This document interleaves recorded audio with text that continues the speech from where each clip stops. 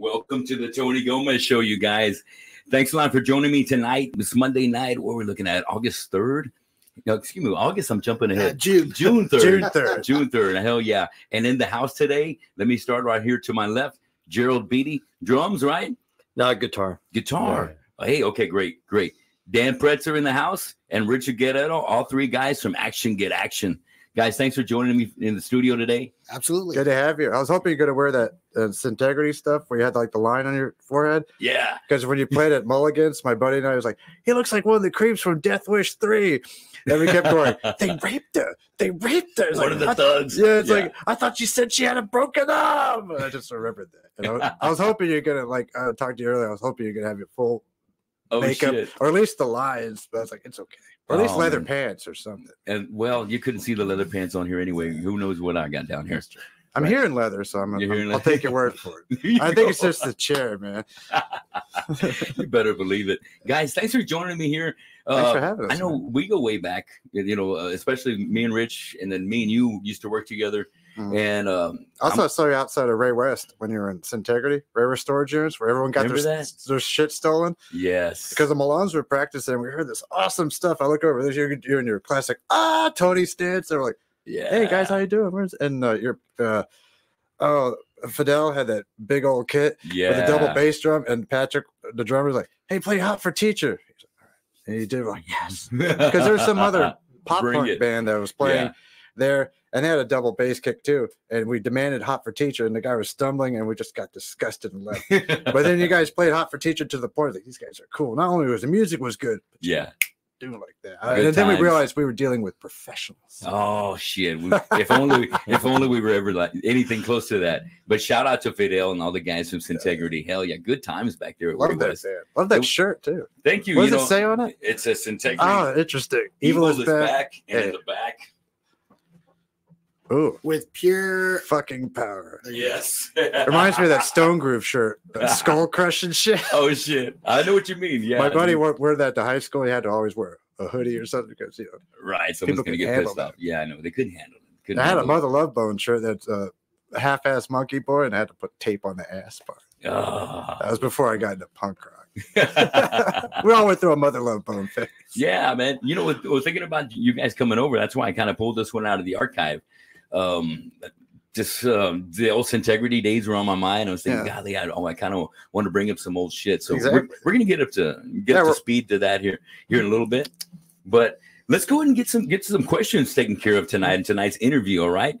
So if anybody's watching out there tonight, please chime in the chat room. Let me know who you are, and if you got any questions for the guys or want to talk some shit, just chime in and type away. All right. Wait for that. We'll see what happens. All right. Dan, how did Action Get Action form? How did it get started? I think Gerald can kind of. Is that right? He tells the story better. It was in November 2020, right? Yeah. I think, was it around Thanksgiving or around that time? That maybe a little before that. But that was when everything was shut down. Really? Okay. Well, during the pandemic. During that time. Yeah. So there wasn't a whole lot going on. And I just got a text, or I guess a Facebook message out of the blue from this guy, from Dan. And I'd known Dan for a long time, since 2009 or 2010.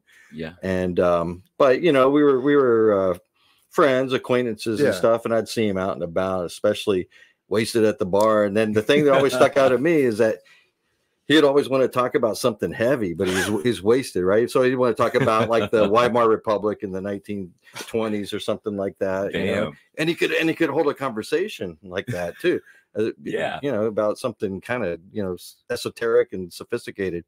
So anyway, I knew him about from that, and I knew that we were into the same kind of music, punk rock stuff and things like that. But anyway, he texted me out of the blue. And invited himself over. He said, "Hey man, can I come over? We'll hang out, drink some beers, just shoot the shit or whatever." Tell me how you got into punk rock. Yeah. And then you came over and we just talked about stuff. We weren't talking about being in a band or anything like that.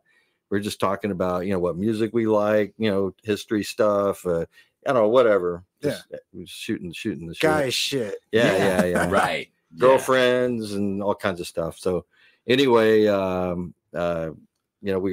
I don't know, you were there for several hours, and then one of the things I do remember, because I mentioned that I liked what you and Rich had done with the Real Gone Commandos. I'd seen you guys play at the Texan a couple times, and I liked your guitar playing, right? And so I complimented you on your guitar playing, and you just dismissed it. You're like, nah, I'm a bass player. Yeah, I didn't think about it, you know. Yeah. And so anyway, you know, I played guitar for a while, but I'd never been in a band playing guitar. I've been in bands before doing other things, but not guitar.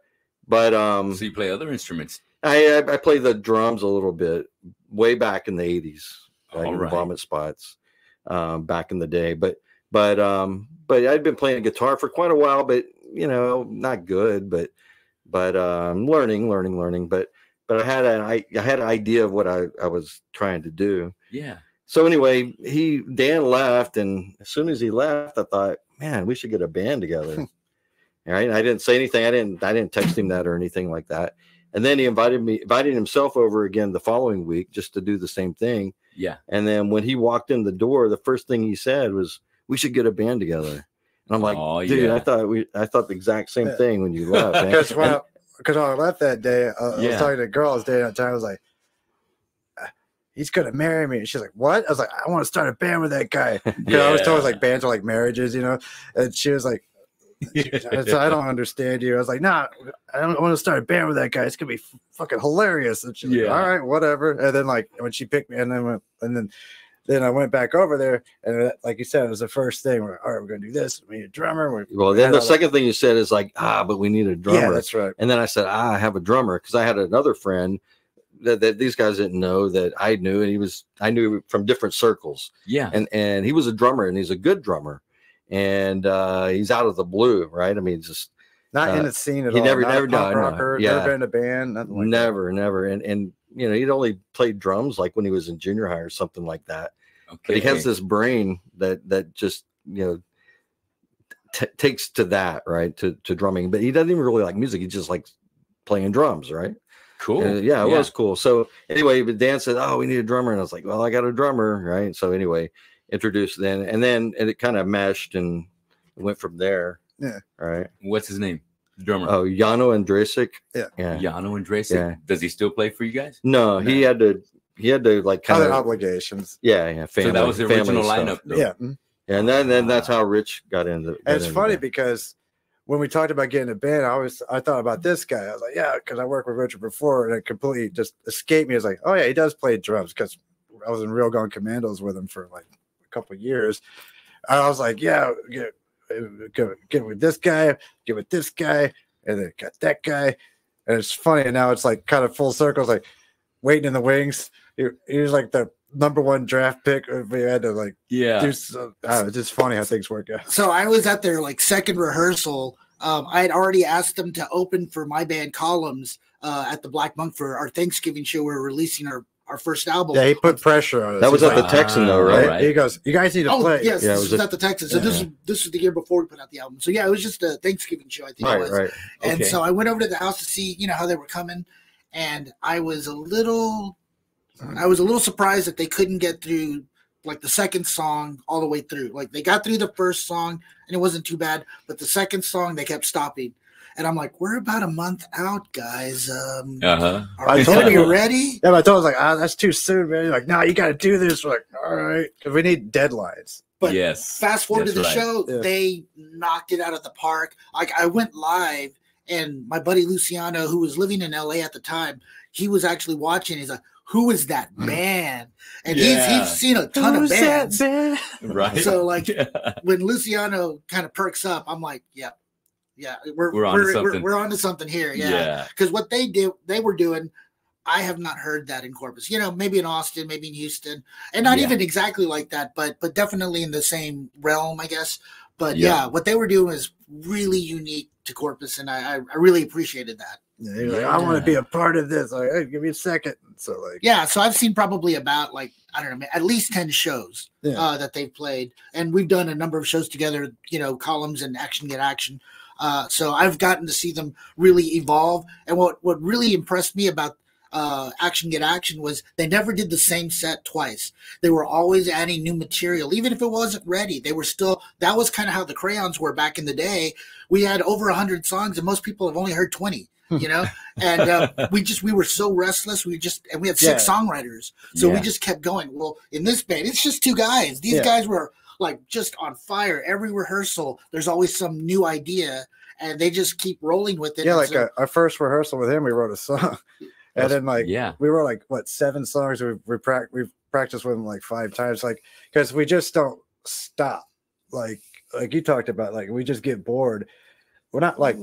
Well, I mean, it's just, it's not even that. It's just organic. Yeah. I mean, it just comes out. It comes with something like, okay, it's neat because in all the other bands, we know it's like pulling teeth sometimes. It's like, oh, we got to construct a song. But with this stuff, it's just like it happens.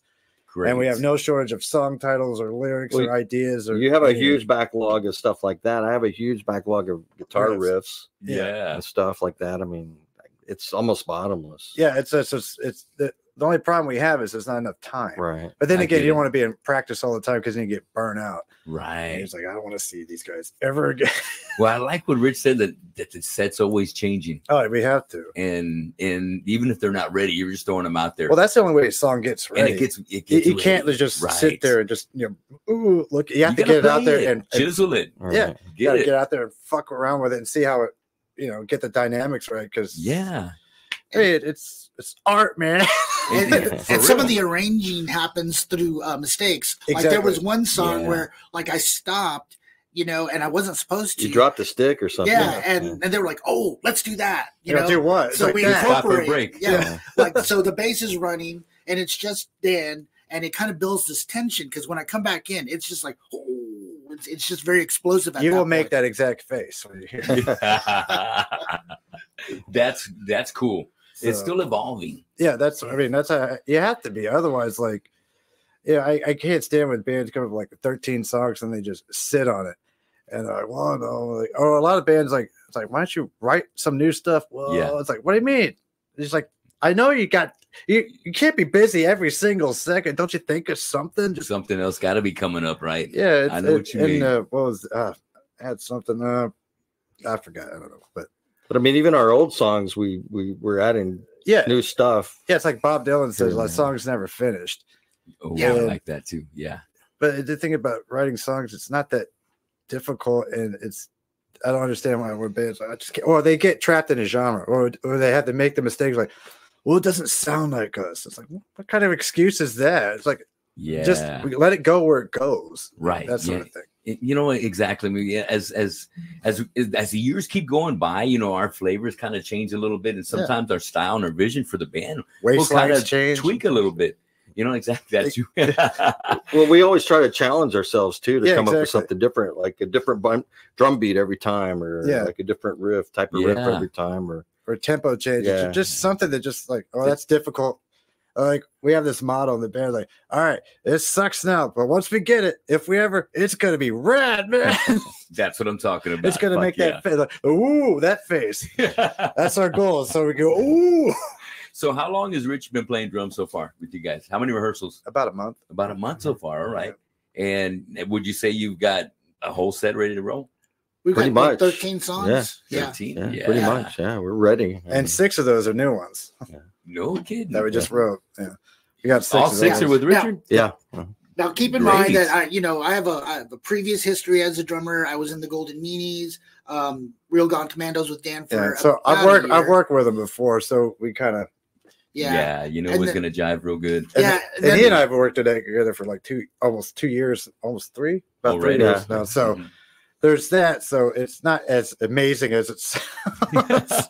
No, but the timing's right. He's no spring. Yeah, he's no spring chicken when it comes to the rock and roll thing. Oh fuck no! Anyway, I don't interrupt you, but go ahead. No, I was just gonna say, Tony and I, we actually go back to the late '80s. Yeah, when he was in Aggravated Assault, he was a drummer. Exactly. Yeah, so you could have asked him to play drums. No, he's like in 1,000 bands. Besides, I want him. I love seeing Tony out in the front because I never know if this is going to be a show where he busts out the makeup again, man. Yeah. And the leather pants, or the pleather pants, because they're Bidenomics or whatever. Leather's expensive. I know exactly. We'll see what I got. We'll see what I can afford. You can cut that chair up. I need a good upholsterist. There you go.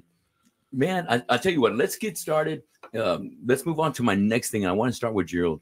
Tell me, Gerald, what got you? You told me you play a lot of instruments. What's your main instrument? Is it guitar? Yeah, now just guitar. Yeah, I gave up on the drums a long time ago. Don't you play clarinet too? Yeah, right. No. What was the first instrument, and who inspired you to pick it up? Well, back in the day, this is back in the 80s when I was in college. Me and some buddies were on college radio, so we decided, well, we could do that, right? Yeah, this punk rock stuff, and so we all got together. And I'd played a little bit of drums, like in junior high or something like that. But we had another guy, a friend of ours, who was a drummer. And so we kind of did like a I was like a percussionist kind of thing, like a 2-drum kind of thing, cool. To kind of fill in some, I don't know. We were trying to make it like kind of heavier, I guess, or whatever.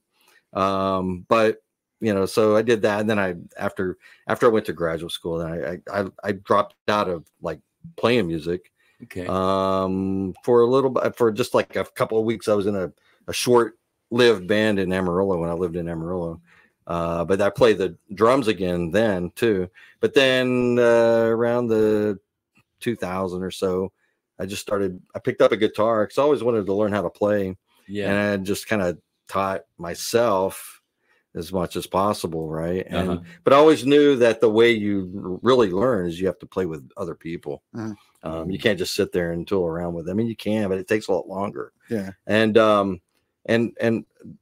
from my other band, we would get together and do these reunion shows every year, back through the 90s all the way to the 2000s and stuff. And our drummer, he always wanted another guitar player, so he always wanted a rhythm guitar player, right? He thought it would fill out the sound more. So when he learned I was learning how to play guitar, he's like, "Oh, dude, you got to play. You got to play the rhythm guitar parts, so that kind of frees up the lead guy and stuff like that." And so I was like, "Well, yeah, I'm not ready, but I could probably do it." Then years went by, and then our band had its 30-year anniversary. This is the Vomit Spots, by the way. Yeah. Oh shit. Yeah. So we had our 30-year anniversary, and by then I could, I'd listened to all the songs that we recorded over the years, right, back in the day, and I figured out rhythm parts to those songs. So I started, doing that for the Vomit Spots and stuff. So I got better, right? I got better and better, and I was always in the meantime playing around, mainly playing around with sounds and stuff. But by the time Dan showed up at my door, I felt pretty confident, on the guitar for the most part, and I was real confident with being in front of people and stuff, because I'm a professor in school, right? So when I taught at College Station, I taught at A&M Corpus too, but I taught at College Station. When I was at College Station, I had like 200, 300 students, so it's like a big, auditorium thing. Yeah. So that kind of helped with just being in front of people and stuff like that. And I was confident enough on the guitar by that time, because I'd had several shows under my belt with the Vomit Spots on the guitar, that, it just took off, when Dan came calling, Wow. I felt pulled. How long did the Vomit Spots go for? Well, I mean, when I was there, I was one of the original members. In fact, I'm the person that threw up all over a carpet just like this. This bright red, like a Jungle Juice fraternity at our college had a hurricane party. And that's what it was. And so we were trying to come up with a band name at the time, right? Just perfect. It's like, Vomit Spots. Yeah. So you got tenure, right? Tenure, yeah. Here at Del Mar. Oh yeah. That was a real political band name too. Yeah. So that was in 86. Yeah. Actually 85 was when that happened. And we were getting the band together. And our first show with the Vomit Spots was February in 86. And then I was with them until 88, until I went to graduate school. And then those guys kept moving on until they didn't. And that was by 92 or so. There was some things that happened, and they ended up, Well, I mean, one of the things happened is that their drummer is from the Philippines. He got trapped over there because he didn't have a visa to get back over here. Oh, but they found a backup drummer, and they kept going. But then by 93, 94, it just kind of transitioned into reunion shows every year. Oh, right? Okay. All right. We've been doing that for like over 20 years doing that. Kick ass. Yeah. So and that's going well. Yeah. We're going to be playing with Rich and Columns. Yeah. We're going to be in Pensacola, Florida in a couple weeks. Mid-July. Yeah. So the documentary that I put together about the Corpus scene, I got asked to And what's the name of that documentary? Subculture, the rise of DIY punk in Corpus Christi, 1985 to 1995. It's a mouthful, but I've said it so many times that I can. You've got to see that, guys. You have to see that movie. Oh yes. So and so we set up this kind of arrangement where like I'm going out there to present the movie one night, and then the night before we're actually opening for the Vomit Spots. They're from Mobile, Alabama, so that's like what 30 miles up the road. No, it's about 50 miles. It's not much farther. Yeah, but it's like really close, and so like they're really well known over there, and so like the woman who's organizing everything said, well, if you can get the Vomit Spots, I'm pretty sure I can get y'all a gig. So I was like, please guys. Right. So yeah, they were cool and agreed to do the show. I made this happen. They're actually cool, playing in New Orleans a couple of nights later though at a big festival. Yeah, there's a punk rock festival in New Orleans called, I guess it's punk and kind of metal.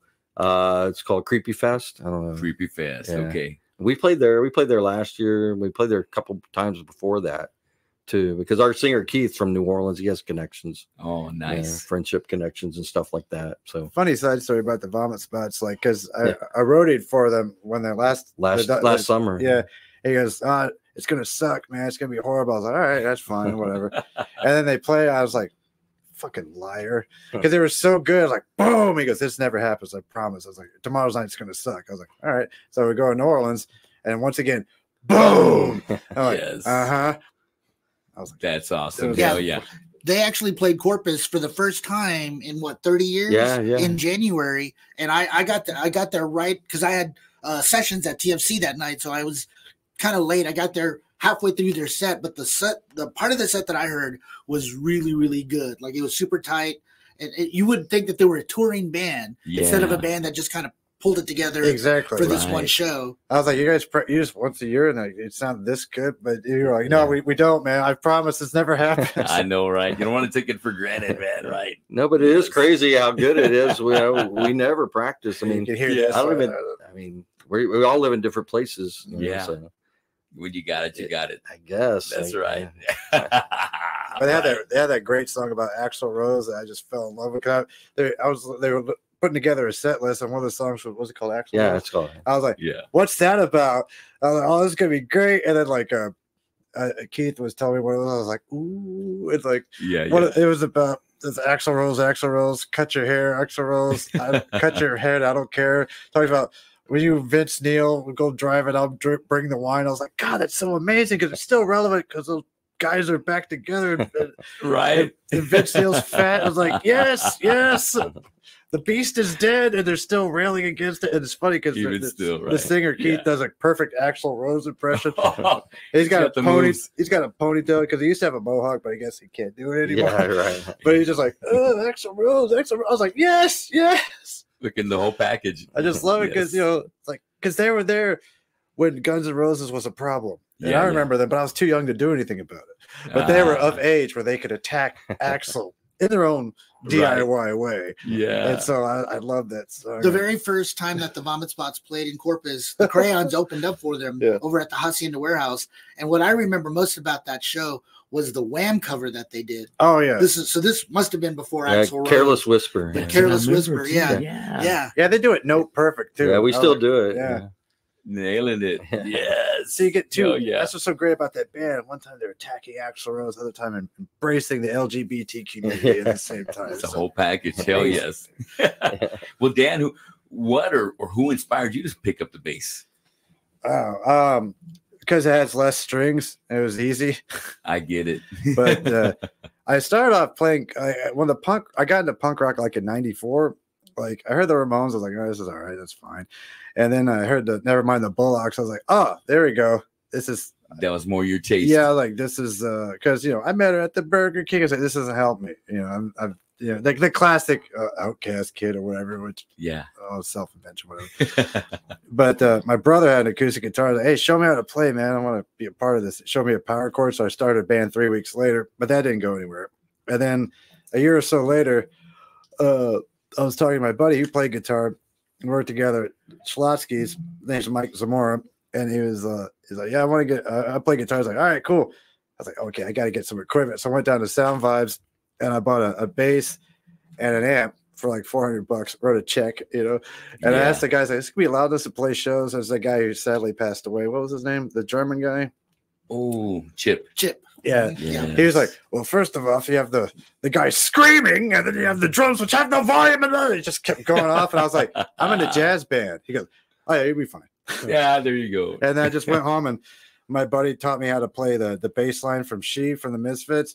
I just kept practicing that, and then then my brother got involved, and then we found a drummer who always wanted to be in a band with my brother because he heard some cassette that he did where he did "We Will Rock You" with it, but with the drum, it was just him, and the drums were just a cassette full. There was a drawer full of Atari cassettes. They would just open and close. Chicka chicka chicka chicka chicka. They'd be like, "Baby, you're a young man." And they just did the soloist. But I was like, "Boo." And he put it out. He just made some copies and gave it to our friends. And my buddy got a hold of it. And he goes, yeah, once I heard that, I knew I had to be in a band with your brother. So that all came together. And yeah, that's when I picked up the bass. Wow. Long story short, man. But the name of that band was? The Malones. Yes. We're named after that Burt Reynolds movie that came out in '87 called Malone. It was one of those ones that kind of went under the radar because we were walking through the video store and there's this Burt Reynolds movie where he's like, he has a shotgun and he has his whole big blood here, and there's a big fireball behind him, and we're like, the world's blowing up, but he's still shooting. And we were just trying to think of names, and Patrick just looked at me, and I looked at him, and was like, the Malones, and then we just went up from that. And there is some archive evidence of their work. I put together a compilation, an international compilation around 2000 or 2001, and I accepted submissions. And I think I actually asked Dan. I'd heard it from Noah. Noah had a studio in the back of his house, and they had recorded there. And I heard that recording. And I said, I want that for my compilation. So I got a hold of your email somehow. Yeah. And that was our first interaction, like in 1999 or 2000. Yeah, I can remember, like, I followed up on an email, and you had some Krayons or something thing, and you talked about Tim Stiegel or something. You're all, back in the day, blah, blah, blah, blah, blah. I was like, what the hell is this? I don't remember any of that. I was like, all right. I never heard of him. I heard of him but I never met the guy. And then I was like, okay. And that's a song that we contributed was Black Mustang, which is the car that Burt Reynolds drove in that movie. Because all of our songs were about that movie. We had a song called I Want to Be Malone, Here Comes Malone, Malone Zone, Malone Better Watch Your Back, Malone Warrior, and all those other stuff. I love it, man. I'm a big Burt Reynolds fan. I love Burt. Yeah, I had two copies of Malone, what the fuck? That's definitely under the radar. Yeah, I had a band post. I got the original theatrical poster that got destroyed, from traveling. Yeah. And I have two copies of it on VHS with two different covers. I'm like, that is badass. I love it. And all the songs are about the movie. About Malone. And when we would play, like, we always cut the butt cheeks out of my brother's pants when we would play. And one time we wrote we put a pentagram on one butt cheek and then like a happy face on the other, and then drew on his back, baby, look at this. Yeah. And wrote Death Before Disco on his chest with skull and crossbones. You really gave him the treatment. Tried to. It's visual. It's rock and roll. Yeah, I had to, because the songs weren't much, so we had to do something. Put on a show, right? Exactly. Yes. So Rich, let me hit you up. Come on, tell me who got you started. Was it guitar? Absolutely, yeah. I started off in the 5th grade at Chula Vista Fine Arts Academy, no longer in existence. But alumni. That's the only reason I play, is because I went to that school and I learned how to play, because I'm not musically inclined. I don't have anybody in my family that plays an instrument. So I had to go to public school to learn how to read music and be taught, time signatures and all of that. Yeah. So I was, you take 2 music classes, and then art was mandatory, but there were a total of 3 arts classes. And so I would take guitar and orchestra. And so I learned how to play the cello and guitar in the 5th grade. And then I moved on into classical guitar lessons, because once they get you in the program, they're like, they can tell who's interested, you know, and the kids that are, you know, really interested, they're like, they tell the parents, you got to get him into private lessons because he's going to really develop with the private teacher. Like and that's very school. true. Yeah. It's like, they're trying to get you on the path. Right. And so, but of course I was always fascinated by rock and roll. I had older cousins that were going out to see the Ozzy concerts and, you know, Rush, you know, at the Memorial Coliseum. So I was just waiting. Like my dad was like, you know, one of those strict dads that said, no, you're 11 and they're 15. There's going to be grass and, you know, all of that. So I missed out on all of the best shows like the Iron Maiden, Scorpions Girls School concert. So did I was crying my little eyes out, you know, Dad, let me go. But anyway, like so grass. MTV, of course, you know, was like a huge inspiration. So I remember seeing, you know, the Ramones on there. I remember seeing Angry Samoans do Time Has Come Today. And that video just like, what's going on here? Why are they so fast? Why is it so loud? Why is it so simple? All of these questions, right? And then, of course, you know, skateboarding. Going, you know, getting into junior high, there's skateboarding. The ramps were where the punk kind of music really made sense the most. Because, like, you would hear, you know, Iron Maiden, you know, The Trooper or whatever, and then somebody would switch it to, like, you know, Black Flag or Circle Jerks, and, like, everybody's just going more aggro and pulling these big airs and everything.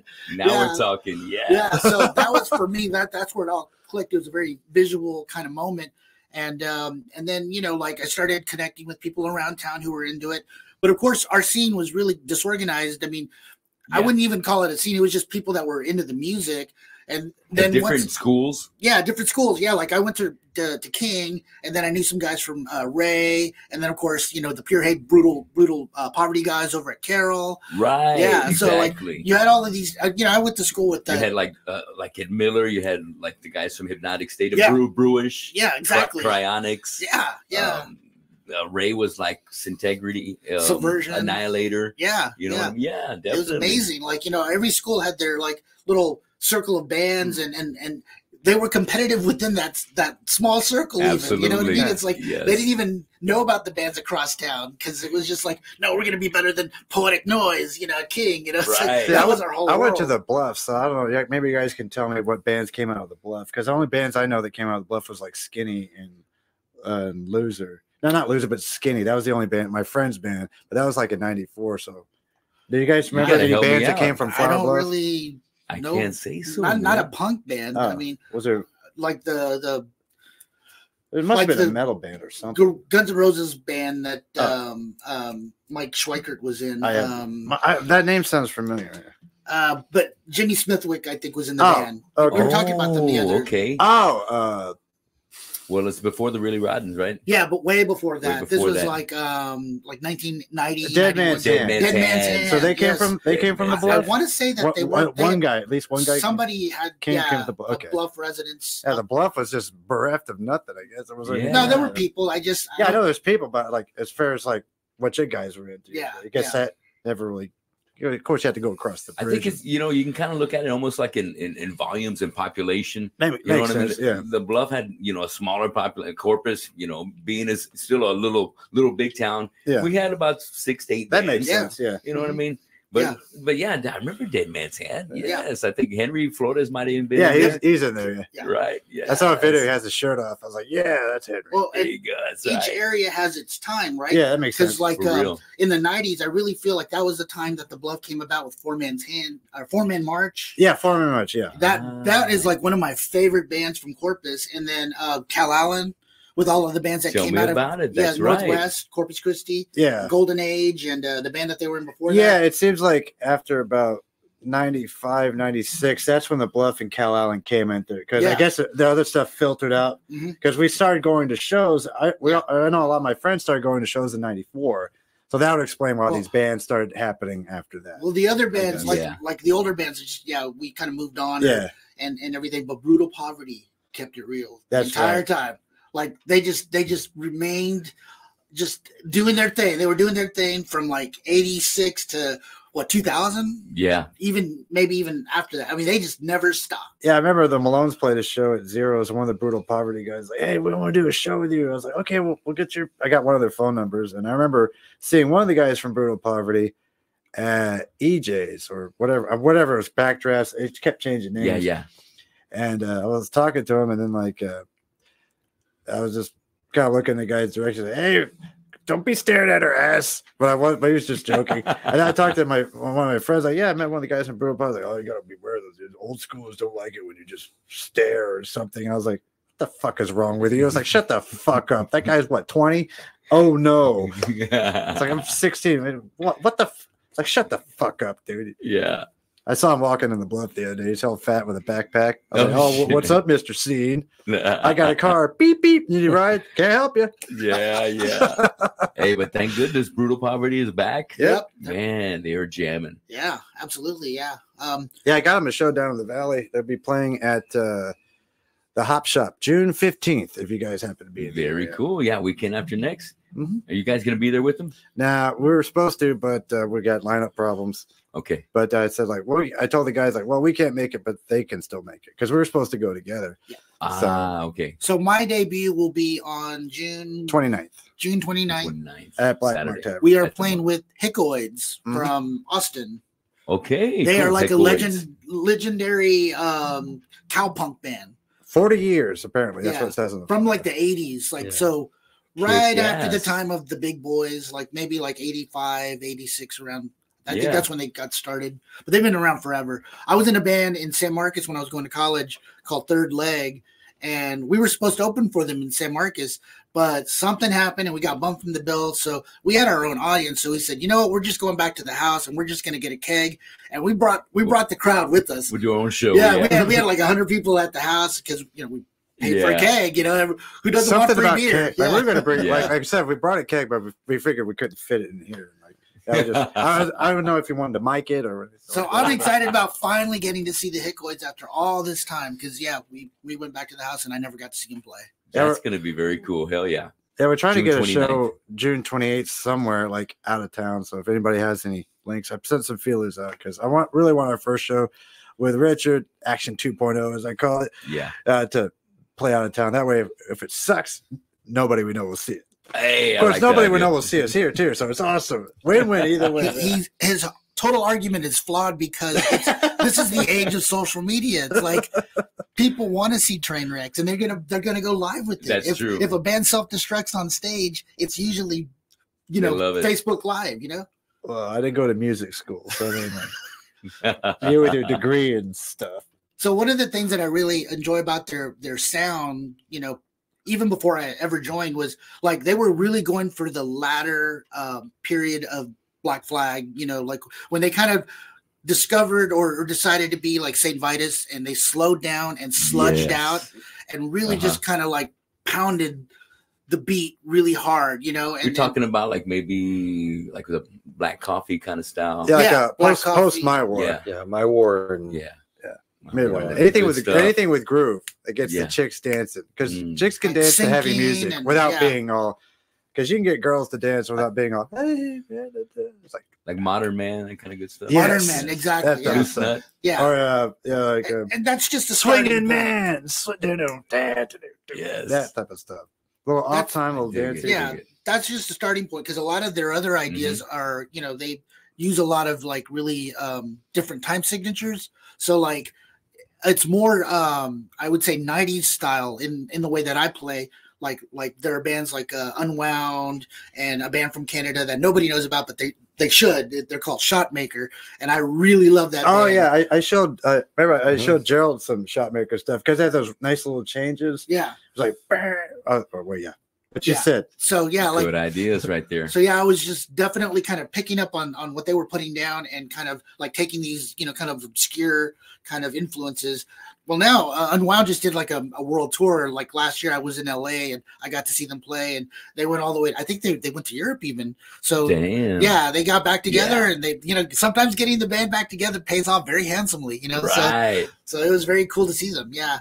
But I was kind of really picking up on some of the more esoteric kind of patterns that they do, because the way their songs are, they're not like the way I write songs. Like I write, you know, more standard, like verse, chorus, that kind of thing. But Dan, like he has an idea, and it's it's the idea, like for the song. You know what I mean? And there's a lot of repetition, but that's the psychological component that I get from Black Flag, you know, like just kind of really getting that idea in your head, you know, pounding it as it were. And so like I feel like that's what really I key off of, you know, because like for me, I've been accused of like overwriting songs, putting too many words in a song, and I'm really trying to simplify and strip down my songwriting process. So he's kind of like my mentor in that sense, because he is about his like basically the lyrics are just the title for a lot of our songs. If that. Yeah, if that. Yeah. Sometimes it's like Houses of the Holy isn't on the Houses of the Holy album, that kind of thing. Okay. All right. Keep us guessing. Keep the interpretation, you know, out there for, it's just for like, all of us. My thing is like, if you got something to say it and just get to the point. And like, you know, we don't need a novel. Also makes it easier to remember. Yeah, for sure. I mean, we're artists, man. It's all about SoundCloud.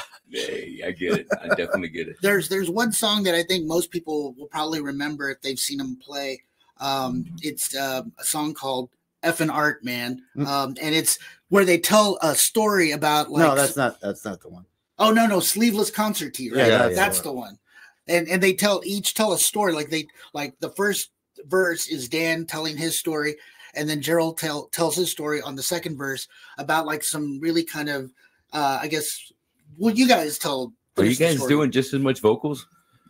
Equally? No, he does most of the vocals. It depends on the song. But he's trying to get me to do more, and that's cool. I don't mind doing vocals. It's just that it takes me a little while to coordinate the guitar playing and the vocals. Well, that goes into the things like, well, we just got to challenge yourself. Yeah. So no, I can get it. It just takes a while, right? Yeah. But no. In that song, I tell this story about the first punk rock show I ever went to, which was in Austin. I know the date is November 19th, 1983, and I was in Austin. The anniversary just came up. I was a junior in high school, and we played a show on like the anniversary of that. It was at the Alibi Pub in the Bluff. We played a show on that exact. You know, hey, today's November 19th. Right. It's like 40 years later. Yeah, it was the 40th year. But anyway, I was in. That was your first show. Yeah. I was in high school, right? And the Police were huge, right? That band, the Police. Yeah. And I was a huge Police fan, and they were on their. It was the last album, the Synchronicity album, which I don't like at all. And I really didn't even like it that much then. But you know, I was such a fan. You know, I loved it at the time. Yeah. And so it was they had a big tour across the United States. Oh yeah. Fuck yeah. And so everybody had to go. Everybody was there. I mean, I went. I mean, it was so they're playing in Austin, and they played at South Park Meadows. Yeah, it's a big outdoor venue. Yeah. It's awesome. And I went to that show, and everybody was there. I'm from the Panhandle, so I even saw people from my hometown there. Right. I mean, everybody made the trip. Yeah. It was huge. Yeah, it was pilgrimage, a police pilgrimage. I believe they had already said that it was going to be the last tour. Yeah, I think so. That would explain things. They drove each other crazy. Yeah, it was huge. It was huge. A lot of egos in that band. Yeah. Right yeah. We're getting huge. Making faces like this. Yeah. Right. Yeah, but so I went to that show, and you know, I'm from the Panhandle. I don't know anything about anything. I'm just a naive kid, right? I mean, Austin's the big city. You know, and not only is it the big city, it's 8 hours away from where I'm from, right? So it's a long ways away from in the big city. Yeah. So we went to that show, and I loved the show at the time. Then I watched the YouTube of the show, like I don't know, last year or something. I'm like, man, that's. He said it to me. I was like, God, that does. I mean, I don't like the Police anyway. I love that album. Sorry, guys. I love it too, man. I do too. So anyway, you don't need to play drums, right? I think we might have an opening. We got a Police. No new waivers, man. I prefer Ghost in the Machine. No, that's a good one. That's a great one too. Yeah. Yes, but I prefer to change the station. I made a poster once that said "Fuck the Police" with the sting on it. Yeah, it wasn't the same Police though. No, it was the Police. Oh, it was. Okay. You know the NWA song, but yeah. It was art, man. That's okay. Anyway, go ahead. So anyway, at the Effin' Art, man. I bought a T-shirt, right? And you know, you have to buy a T-shirt. Yeah. And it was typical 1980s, 1983. Didn't have any sleeves on it, right? It was just sleeveless T-shirt. Had their faces on it. They were wearing sunglasses and stuff. Right. You know that one? Yeah. And so I bought that T-shirt, and then we had walked all the way out to South Park Meadows from the farthest bus stop on South Congress, right? It's a long ways, right? Yeah. And so me and my buddy, we were just out there, and that night during the show, a norther blew through, right? So it was cold all of a sudden. It was a nice day in the 80s earlier. Now it's down into the 30s.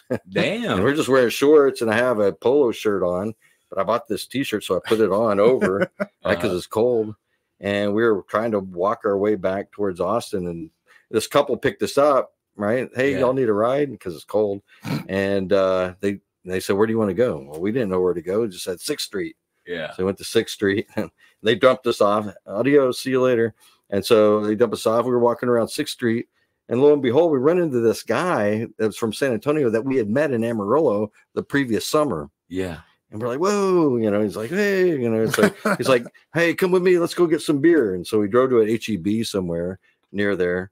And then he's like, hey, you guys should check out this band that's playing at this club called Nightlife. It used to be called Club Foot on 4th Street, right? It was a little kind of like not too far, maybe about a block or so from Congress, 4th and Congress in that area. It's a warehouse. And he said, oh, man, the band, the name of the band that's playing there is kind of crazy. It's the Butthole Surfers, It's like, yeah, it's a crazy name, but he's like, you guys got to see this band. You guys got to see it. Right. So he took us over there. He dumped us off and he took off. Right.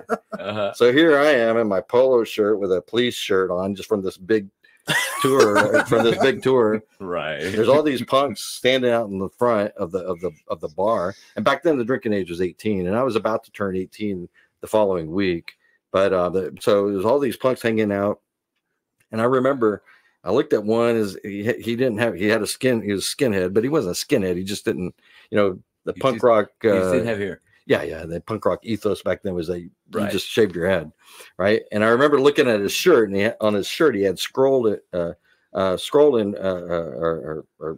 written down in magic marker, "Boo fucking who," right? I didn't know what the reference was, but I was like, man, that's weird, So then we walked in. We walked in and we saw the show, Butthole Surfers. And I don't know who else was playing with them, but I mean, it scared my friend. No shit. It intrigued me.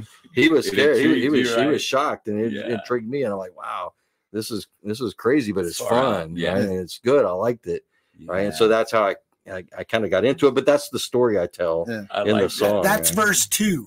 No shit. Oh, good. All right. Kick ass. Yeah. Well, you know what? I'm glad you told that story, because my next question was going to be what your first concert was. Yeah. So that was it. Police, Synchronicity. Well, my first concert was Cheap Trick. Oh, no kidding. Which I still love Cheap Trick. Which album? Day. It was the 101 album, but it was late. It was late. One. Yeah. It was probably around that early same time. 80s. Yeah. Early 1982. 80s. Yeah. I remember that time because I was in band. I was in middle school band, and I wanted to fucking make the drum line. I didn't fucking make it. 5 other cocksuckers made it. I ended up having to play alto saxophone, and alto sax. Bless my mom's heart, she went and bought me a brand new saxophone over at fucking Music Mart. Must have cost about $1,200 back in the 80s. She took a loan, bless her heart. But I learned how to fucking read music and be a pretty good saxophone player from right then. But the thing was the Police and Cheap Trick. Yeah. All the chicks love fucking Cheap Trick. All the drummers love fucking Stuart Copeland. Oh yeah, no, he's an amazing drummer. Yeah, man. So he's got a really long face. The other band that was big, Duran Duran, at the same time. Right. There were all those bands. MTV. Her name is Rio, and I think she is a man. No, but I saw them in Portales, New Mexico. Cheap Trick, because I was in military school in Roswell, New Mexico at the time in high school. Roswell. Yeah. Holy shit. Yeah, I went to military school for 3 years there. So. Yeah. Wow. I love UFOs, man. Yeah. I didn't know anything about that when I was there. And just because I hate to leave things untied, the reference to Boo effing who. What is that? That's Minor Threat. Yeah. Boo fucking who? Yeah. Which Sob Story? Sob Story. Yeah. No shit. Yeah, at the very end, he says, Boo effing who. Yeah. Love me some Minor Threat. Yep. All day. Hell yeah. Yeah, I didn't know it at the time, but I learned it like the following year. It's like, oh, that's where that comes from. I want to give a shout out. We got some friends here in the chat room. Yeah. Richard Morales, what's up, dude? Thanks for joining us tonight. He was giving a shout. Remember Black Milk? Oh, absolutely, yeah. Definitely remember Black Milk. Paul Santos. School. Yes. He got into a fight one time at a karaoke bar because they weren't playing the Beatles, and he goes, "You don't like to have the fucking Beatles?" And he throws the mic down, and there's a big brawl. I wasn't there, but I heard about it. I just left before it happened. Yeah. And one time I was hanging out with him, and I was like, "I'll see you, Paul," and he just looked at me, dumped the beer on his head, and went, "Ee," like that. Oh shit! Like Road Warriors shit. That guy's shout out Paul, man. Yeah, Paul's a fantastic songer. He's a songwriter. Absolutely, machine, yeah. you know? First grade. Yeah, like we put him on the Alava compilation that we did in 1995. Yeah. Because, you know, like everybody around that time was just really, I think, kind of firing on all 4 cylinders or all 6. For real. And so we were like, some were 4. This is, you know, a magic moment. We got to capture this. And so my girlfriend at the time, Mitty, and my brother Roger, the drummer of the Krayons, they decided to start this compilation project, and Black Milk was absolutely one of the first inspirations because we'd already heard like a demo song or two, and we're like, that band needs to be on something, you know. Yes. We couldn't do a record for them because we were barely doing our own records at that time. Right. So but we were like, we could do a compilation and hopefully get some money together, and we did 2 benefit shows, and that's how we paid for all of that. Yeah. But they were absolutely one of the bands that I was just like, that band needs to be documented somehow, you know. Definitely. Hell yeah. Who else we got in there? Shout out Marcus. Hell yeah. What's up, Marcus? Yeah, I know you're a Dallas Cowboy fan. Do I get some Dallas Cowboy in your sporting? Oh my God. I'll have to get some. Rafael, what's up, bro? Hell yeah. What's up, Richard? Bunny Carlos? Buddy Carlos, Cheap Trick's drummer. Right. Original drummer. There you go. Yes. Chime it in. Hell yeah. And Sergio, what's up? Sergio doing the As Below, So Above. Hell yeah. Helping us out over there. Yeah. Hopefully we get part 2 going pretty soon. Absolutely. The next era. Yes. That's absolutely. what I'm figuring maybe you can do with that. All right. Well, shout out, guys. Thanks for joining us in the show. If you got any questions or got some answers to any questions we come up with here, help us out in the room. Dan, what was your first concert? I guess probably the first concert. Well, I think it was this time this stupid band played junior high. It was one of those Don't Do Drugs band, and they were like a hair metal cover band. And they opened up with that insipid Ride the Wind by Poison. I just started laughing. I was like, this is awful. Come on. It was so bad. Ride the wind, never gonna stop. I was like, please fall out of the window. Something. Hurt yourself. But it was bad. Yeah. And that didn't make me want to do it. That made me wanted to not ever be involved in a band. You're like, that wasn't the moment. Other than that. But the thing that really got me, show-wise, my buddies were in a band called, they started a punk rock band called Skinny. And there was Jeremy Pendergast and this guy, Carlos, I forgot his name, Carlos Garcia, I think. We both went to the Bluff, and this guy, Norman, and this bass player, Eric Gonzalez. And pretty much 4-man march. More or less, yeah. With you take 3 guys out, add Nick Yocklin, and you got 4-man march. And they were like a pop punk screeching weasel kind of band. It was them. Okay. It was at Backdrafts or EJ's. The show was $1. I remember that because it was like, we have a $1 show. I'd never been to a punk rock show before.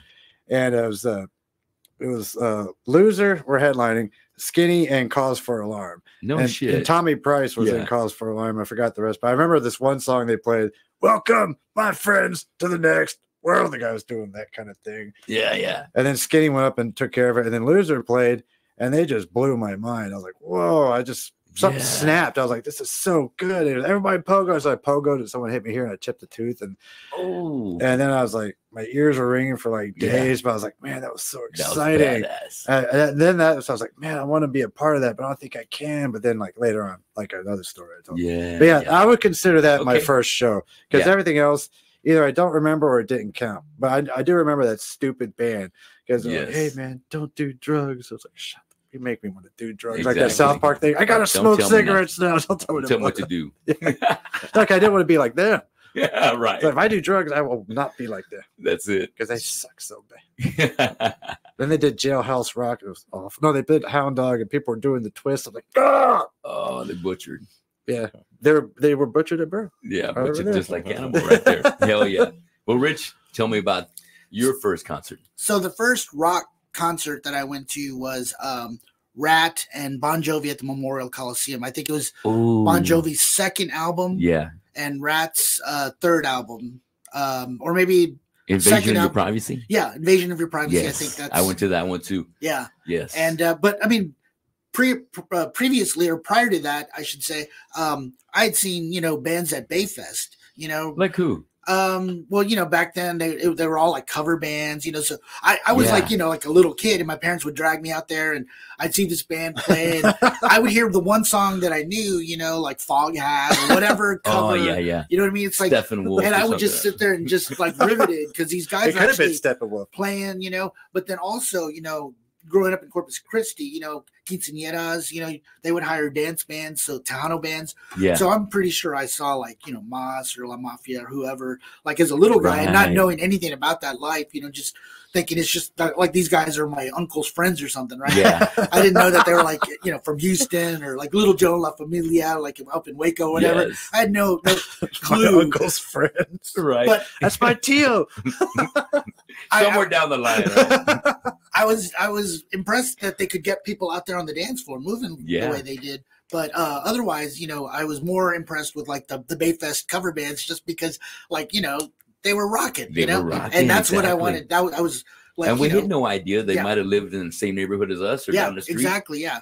And, but the first show was definitely Rat and Bon Jovi. I remember I have this memory of being on the other side of Memorial Coliseum, and we had gone up to the Whataburger, I think, and we were on our way back, and this was before the show, and a limo pulls up, and Robin Crosby gets out of the limo, and like he's just besieged by all of these girls and guys, I guess, trying to get his autograph or whatever. And I was just like, I was this little 14-year-old, 15-year-old kid going, ooh, this guy's famous or something. Did you make that face? Yeah, exactly. Yeah, I really did.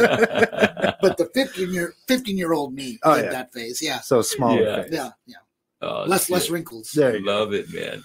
All right. I love that one. And I think earlier before that day, Bon Jovi was over at Craig's Record Factory signing autographs. Really? Yes. Okay. I was there. Oh, this kind of goes back to something that you just mentioned. Like, you don't know if these people live in the neighborhood or anything, but that Skinny show I went to, that's the thing that kind of made rock and roll real to me. Because I was like, I know these guys. I saw them play, like, get the songs together. I was like, I got to peek behind the curtain. I was like, oh, that's how. So you can do this. It's like those guys can do it. That classic. I could do it.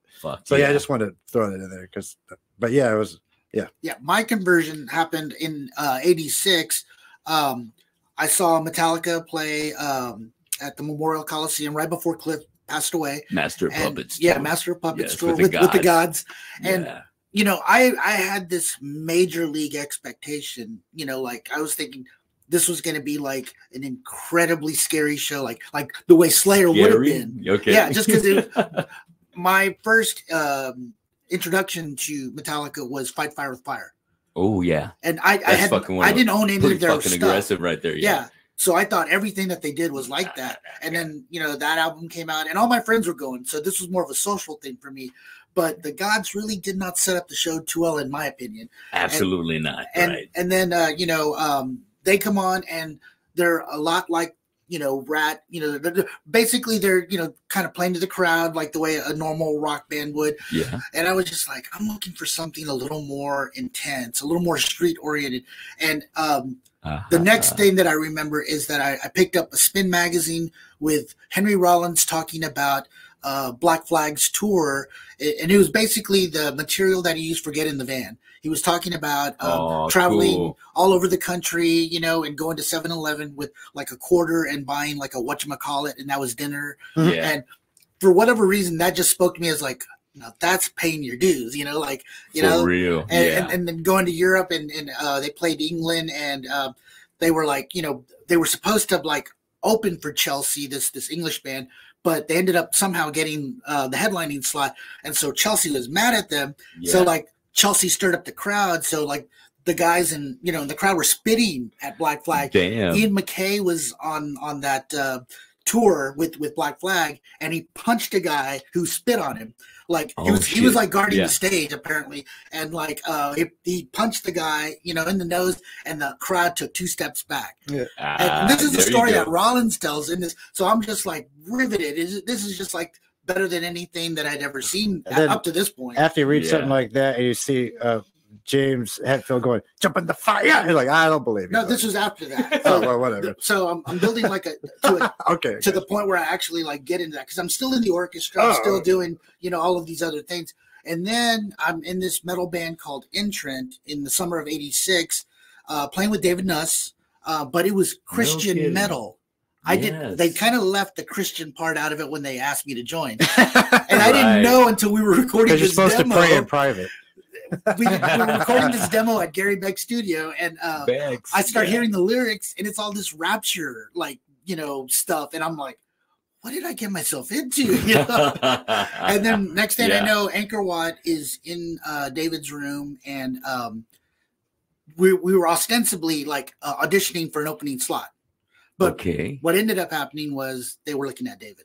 Yeah. And so so after that, I think we didn't even have another practice with David. I think like a week later, like I was told that David had joined Anchor Watt and that we were going to be offline until we could find another drummer. And at that point, that band took a radical change into a cover band, which I'm going to leave that story there. But but when I was hanging out with David, MDC had been booked to play the TNT. And so I went to that show. And if anyone who was there remembers, it was the night of one of the World Series games that year. And the band wanted to watch the end of the World Series. And so they didn't play till after like 1 a.m. And it was a school night. And I remember like I left at midnight. So I only got to see Mercenary, which was Larry Guterres' first band, and then Anchor Watt. Anchor Watt, yeah. But that Anchor Watt set was punk rock. That was like we were all slamming. Yeah, it was so hardcore, and I was in. That was my moment. I was just if I had any doubts, they were all dispelled. I knew that was it. That me with the same background as you. That was the show I missed. I'd seen the flyer. The guys, Dave told me about it. Everybody's told me about that show. And that was the moment. I was like, oh, I wish I could have been there. Yeah. Dude, that's awesome. It was a very small venue. I think little hole in the wall. Maybe 75 people max could fit in there. Yeah. And if you see the video, because there's a video of this thing, I put it in my movie. There's probably at least 60 people in there, and it's all guys. Yes. All guys. Of course. It's all Gilbert Gomez and Art Aguilar and Brutal Rich and everybody. It's like it's all people all these guys that were in the scene at the time and everything. And it's just it was for me, because I missed their set, I was devastated. Right. But I did make amends because in 2006, the original lineup came back into the first album. They did a tour where they did the first album, very nice, and they played Equalize, and I saw that, and I've seen them play like 10 times. That was the show. That was like probably better than because I've seen the video for the 86 show. It was all right, but keep in mind, they had already gotten some replacement guys at that point. So it wasn't even the original lineup. And now the original. I saw the original lineup, and they were tight. They were all like sober, and they were just ready to rock, and they blew it up, man. It was so good. Oh, I love that first one too. Yeah. Fuck yeah. Yeah. I got to see them, but it was when they did Bone Shakers. Yes. Okay. I heard about that one. I didn't go to that one. But... That was a damn good show. Yeah. Damn good show. Okay, let's move on. Let's keep going. All right. Mm-hmm. What is coming up for Action Get Action this year?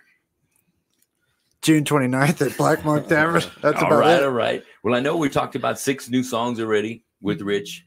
Yeah, we plan on playing out of town a lot more. Yeah. Kick ass. All right. Like we were talking about going to New Orleans on the way over, like planning that, and we want to play Mexico. So wow. I'm gonna try to get my passport going. Yeah, that'd be cool. But San Antonio, Houston, Dallas, Austin, the same day. Yeah. Vegas, talked about that. I just want to get out there as much as possible. Like I want to play London. I mean, ooh, man. You can't, because a lot of my friends' bands go over there, like go to Europe. It's like, it's not that hard. Just got to get a passport and save up some money, make some phone calls, just like anything else. Just like anything else. That's right. Rent the equipment. There you go. Get yourself there. Fuck yes. That's pretty much the future of Action, is just to get out there as much as possible. And of course, continue to write the hits.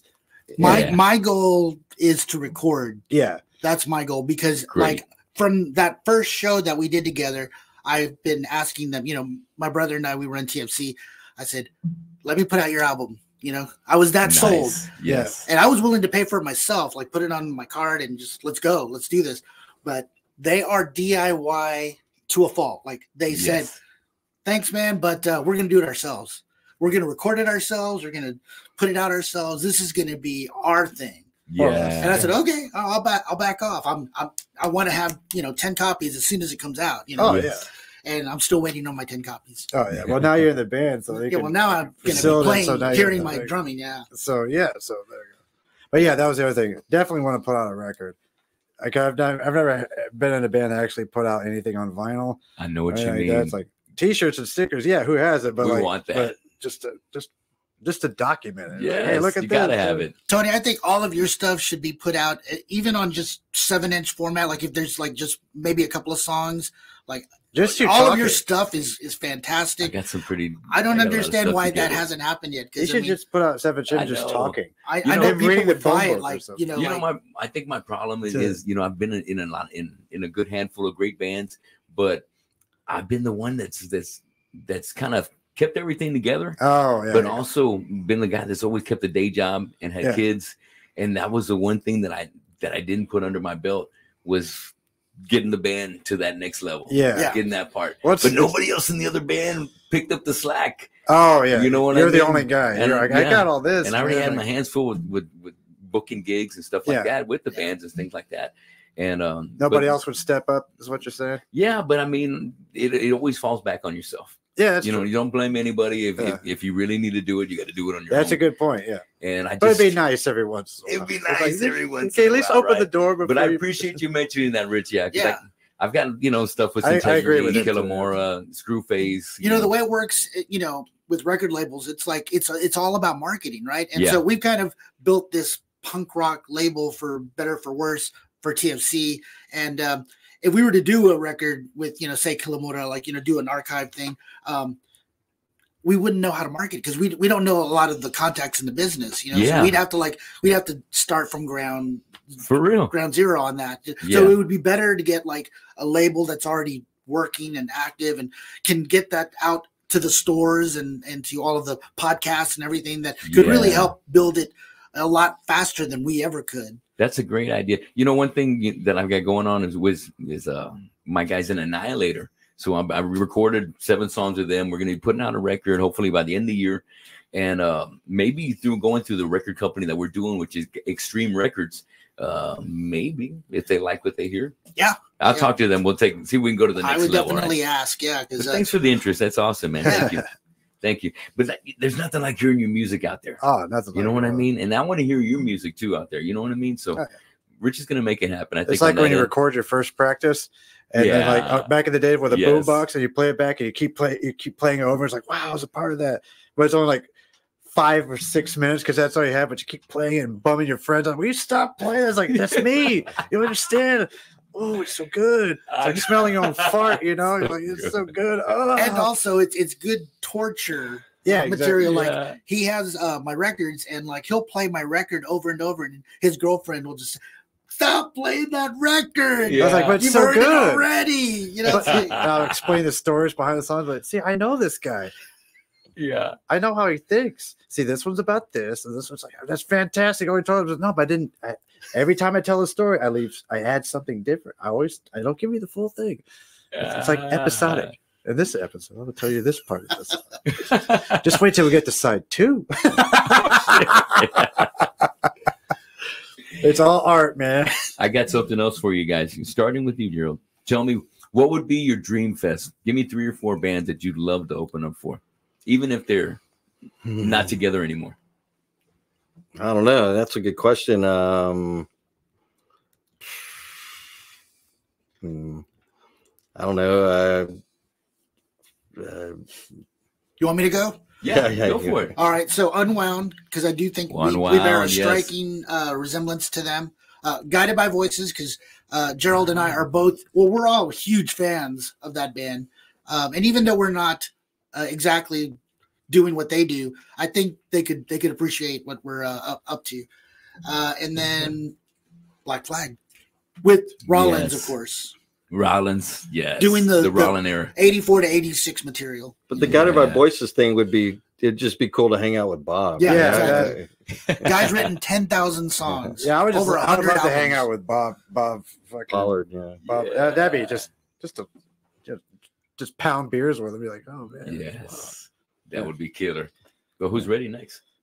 Did you mention? Yeah. Probably PIL, but with Keith Levine, the original lineup, like on their Metal Box era. That obviously the Pistols. I would like to see them with Sid, not with Glenn. I want to see the Sid, like the Texas tour. The train. That's what the Texas tour. The exciting, not when they were a Faces cover band, like in 75 or 74. I want to see them when they're falling apart. Right. Like the show right before Winterland. Like I think that was in Tulsa. I like Tulsa. That's specific enough. Okay, Black Flag with Rollins. Like is that when they got the big brawl fight in Southern? That was San Antonio. Oh, San Antonio. Randy's Rodeo. Right? Yeah, San Antonio. Yeah. Okay, all right. Early PIL. Yeah. Sex Pistols. Sex Pistols when they're falling apart. Yes. In 78. And you said Black Flag. Yeah, and Black Flag with Rollins. Like the 84 to 86 era. That's pretty much it. I like that show. I can name some more, but those are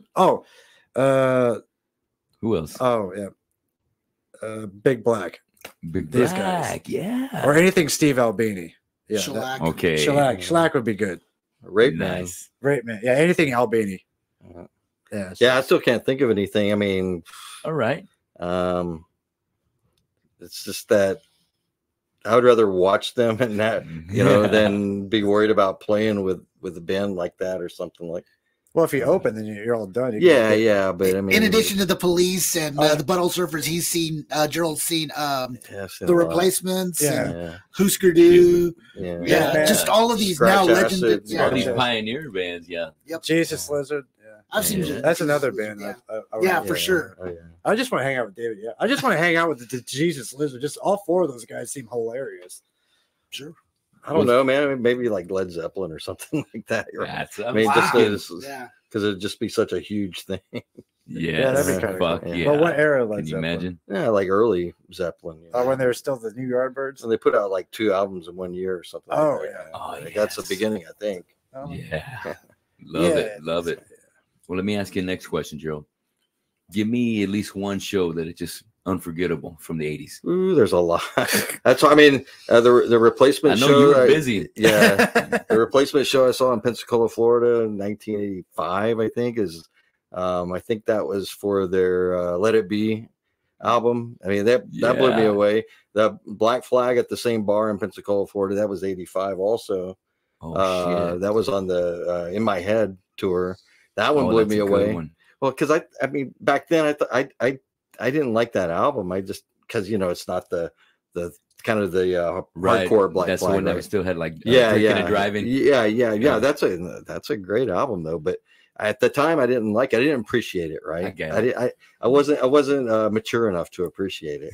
And so, but I went to that show just because you just go to the show. Yes. And it blew me away. I was like, wow, man.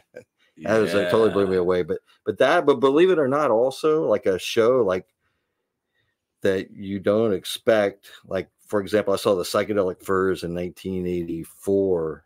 Oh shit! Wow. At Schloss Furnaces in Birmingham, Alabama, which is kind of a cool amphitheater in an old steel furnace. Very cool. Yeah, that was a great show. But believe it or not, also I saw a free show of the Outfield at the University of South Alabama on the Play Deep album, right? Yeah, they blew us away. Every song's a hit. I'm like, wow, yeah. It's just, and then I saw got a hell of a voice. Yeah, and then I saw Billy Squier here at Concrete on the small stage. Yeah, this is back in when I first moved back to Corpus in 2010 or something like that. That was a great show too.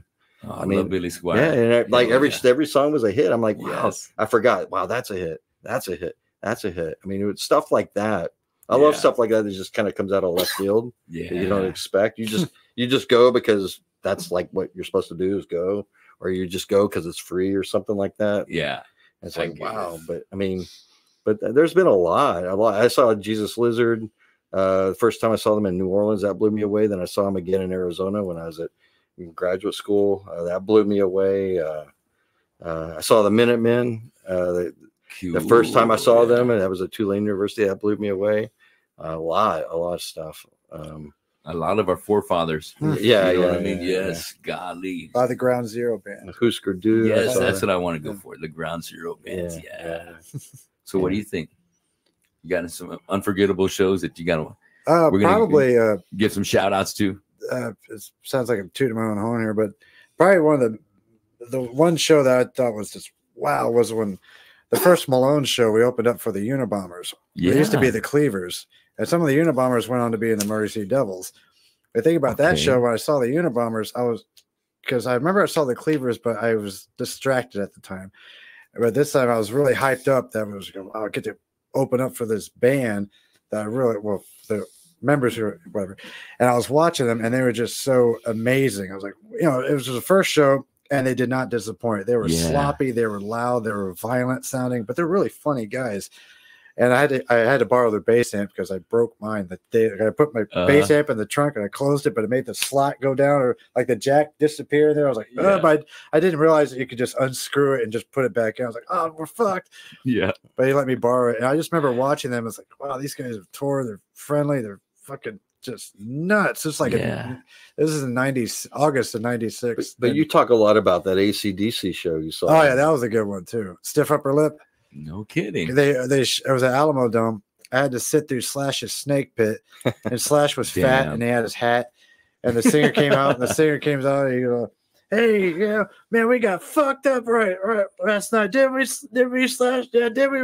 We got fucked up." And Slash was sitting there with his stupid hat and his hair. He was like, ooh, he looked like a Muppet. I was like, God, fuck this guy. And then they mercifully stopped. And then AC/DC comes out, and they open up with "You Shook Me All Night Long." I was like, wow, this is how it's going to be. Yeah. And the guy next to me was this dude who didn't speak a lick of English, and he played air guitar the entire time. No shit. Learning like that. Even when there wasn't any music playing, when Brian Johnson was talking. Yeah. It was just like, wow. And they were amazing, like start to finish, and then some. Then they played the jack, and some old lady flashed their boobs. And it was on the big screen. I was like, no one needs to see that. Don't. But they were solid from start to finish. He also saw the Sex Pistols. Yeah, and I saw them in '96 at the. Yeah, I was at that show too. That was that show was good. The only problem was Stabbing Westward and Gravity Kills opened up. Yeah, that was just. But that was a good show, though. Yeah, but when they came on, I fucking lost it. But I have to mention another show that I forgot to mention is the David Lee Roth when he first came out after Van Halen. With Steve Vai? Yeah, that was a great show. Steve Vai, Billy Sheehan. That was an all-star What's his lineup. name? Yeah. What's his name on the drums? Like Greg Bissonette. Bissonette. Yeah. Eat 'em and Smile? UNT alum. Yeah, that was a great show. Hey, very cool. Was that Eat 'em and Smile? That tour? Yeah, Eat 'em and Smile. Yeah. Billy Sheehan. Yeah. Yankee Rose. Yeah, That's the jam right there. Still works. That's a great song. I have the Spanish version of the album on vinyl. Oh, kick ass. Yeah. He's a collector. He's a Rothologist. I like that. Rich, give me some unforgettable shows. So for me, there's the early stuff, which was like Verbal Assault from Rhode Island when they played the Boys Club.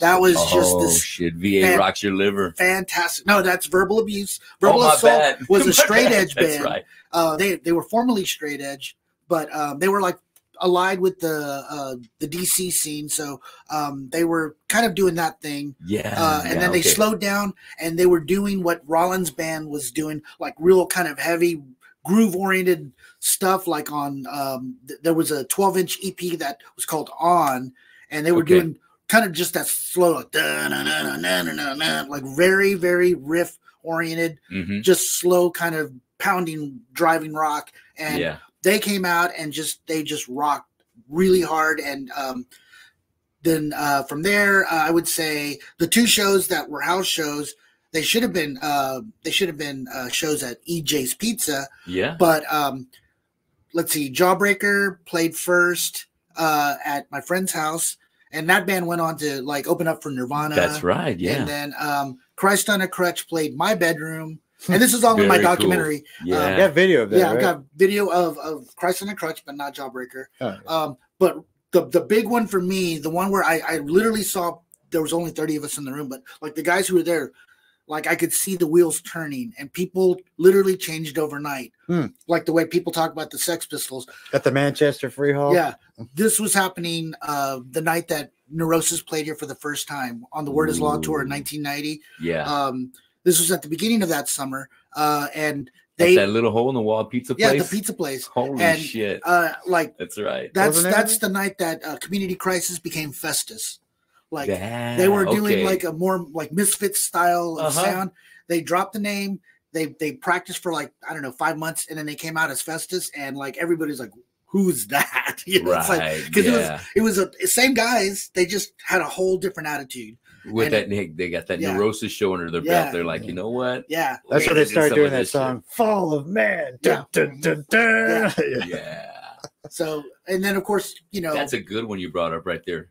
Yeah, and then you know, I moved to Austin, and so like I got to see a ton of fantastic bands over there. You know, and I can't even begin to wrap my mind around it. I've seen, I think I have a shirt where I have this grid of all of the bands that I've seen at least once, maybe 5 times, you know, and there's probably about 300 bands on there, you know, and these are all like the name bands, the touring bands. Opened up a hornet's nest for that question, right? So yeah, I'm trying to like narrow it down, but yeah. Well, like, you'd have to say De Croixon, right? Yeah, I saw De Croixon and who we might open up for. Fugazi 5 times. Wow. Sergio's like, you saw Fugazi. I was like, yeah, 5 times, man. They loved Austin, you know, because Minor Threat played there back in like 1983. That was their Texas home. Yeah. This was like they played the Ritz. So with the big boys and I think the Dicks too. And so like these bands that came, the Ground Zero bands, they built the network. Yeah. And then like their secondary bands or the bands that came later were able to really reap the rewards of the network that had been built, because at that point those promoters were no longer in high school. Those promoters were like in college, or they were professional promoters and could put them in good rooms where they could make money, you know. And so like it led to something. It wasn't just, you know, kids messing around. This actually went somewhere, and we saw that in the 90s with the Green Day explosion and all of that, you know. So yeah, the Green Day thing was pretty funny, and then people were vomiting on floors, experimenting with drugs. Yeah. Yes. I remember seeing bands like, you know, like the Locusts and you know, all of these noise rock bands and just going, wow, this is just going off in different tangents and stuff. And but you know, it was never as much fun as the early days, because like, you know, not having $1 in your pocket and then going to somebody's house and seeing a band like Selk pull out like, you know, a steel drum and you know, coil and bouncing it off the floor and stuff's going through the windows and I mean for free, for with no money in your pocket. You go in there to this house party and you see stuff like that. That's like you can't you know. Real you can't put a price on that. Exactly. Damn, it's so awesome. Well, the Real Gun Commandos, our last show was at a house party and people were falling on us and everything. That was pretty bad. Yeah, some of my favorite memories are like, you know, the DIY shows, like when Krayons went on tour. We played with Los Crudos a couple times, but the house shows and the basement shows were really kind of the coolest things, because I mean, you know, like there was no it was a lot looser in terms of like the organization. Like, you know, they didn't have us like, okay, you go on at 7:45 and you go on at 8:45. It was just like, Keg got here. I guess if you want to start, you know, otherwise, you know, take your time. That's something that Action is planning for the future. More basement shows and house shows and things like that. More like, I mean, not so much venue stuff, because we're all right, Joe. We were talking about that, like it's cool, like house shows and play anywhere, and the people get in your face. That's the other thing. That's the best part. They're literally extending over you, like the drummers play. That's what Action would like to do, is play more shows like that. I like when I saw Lightning Bolt, they played on the floor. They had their own PA, and the crowd literally surrounded them. And I was like, that's such a genius idea. And so they kicked off that show. They played with the Locust, and then at the end of the Locust set, because Locust headline, Lightning Bolt was back on the floor behind the crowd, and they started up at 1:45. Damn. You know, everything's supposed to end at 2. They started going again, and the crowd just turned and just jumped on them. And it was everybody's dancing again. It was so fun. Damn. To be able to bring those days back, but you can bring them back a little bit like that. Somewhat, but you got to set the show up. There's some guys, I want to say, Joe Valdimo, and his son. They're doing backyard parties. Yeah, I heard. I heard by Black Monk Tavern.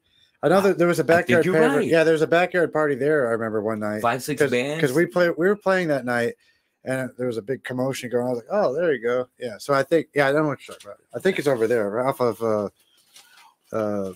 what street is that? I think he's got a label called Hardcore Demonstration.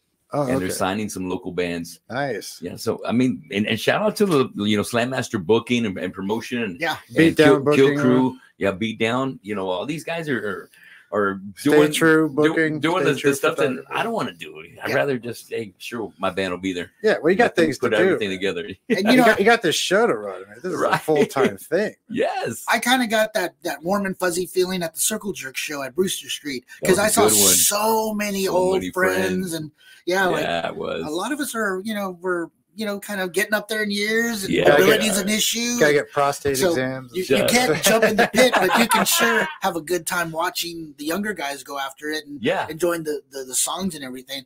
And like I remember I think it was that weekend, I went over to Hybrid and I was standing in line trying to buy some records and Carlos was talking to one of his customers and the guy was saying that he was at the Circle Jerk show. Yeah. And the guy's like, or Carlos asked him, "What did you think of that show?" And he goes, "Oh, it was okay, but they talked a lot, And I was just like, the man is a senior citizen.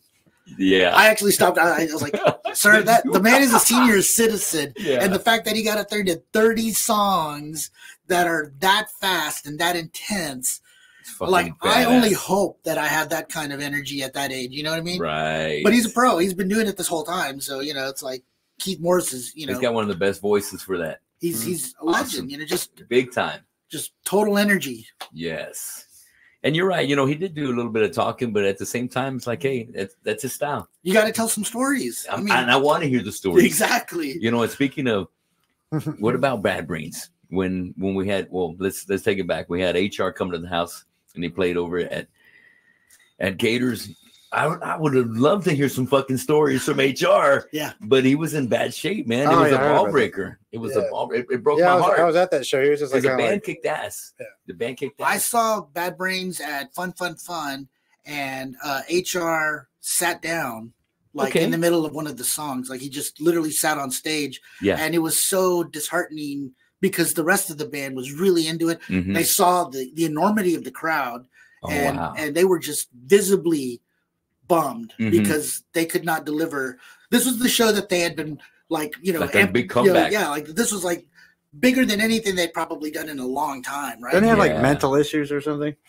So I've heard, but it was just so tough, man. Because I'm a big HR fan, and I love his solo stuff, human rights. Yeah, so it was a heartbreaker, man. Because I wanted to fucking lose my mind. I was like, oh no, yeah. It was almost like. Shouldn't have come. I shouldn't have put him up there. Come on, man. It's not the way I want to see him. I remember pushing Ozzy out in the chairs. I wrote about that show for the Collar Times. So I interviewed the booking guy because he said that HR wasn't available for interviews. Okay. So I said, "Is he going to do some of the new, some of the classic material?" He said, "Oh yeah, he's going to do some classic stuff as well as some new stuff, Yeah. And so that was a bald-faced lie because I didn't go, but I heard that it was mostly his reggae and non-Bad Brains material. Yeah. So I mean that. What's the name of the reggae stuff? It's something Train. I don't even remember. I mean, it's all good, but we gotta hear something from Eye Against Eye. You gotta give us Eye Against Eye, Reignition. Yeah. You got a House of Suffering. Give us some more jams. Yeah, Sailing On, man.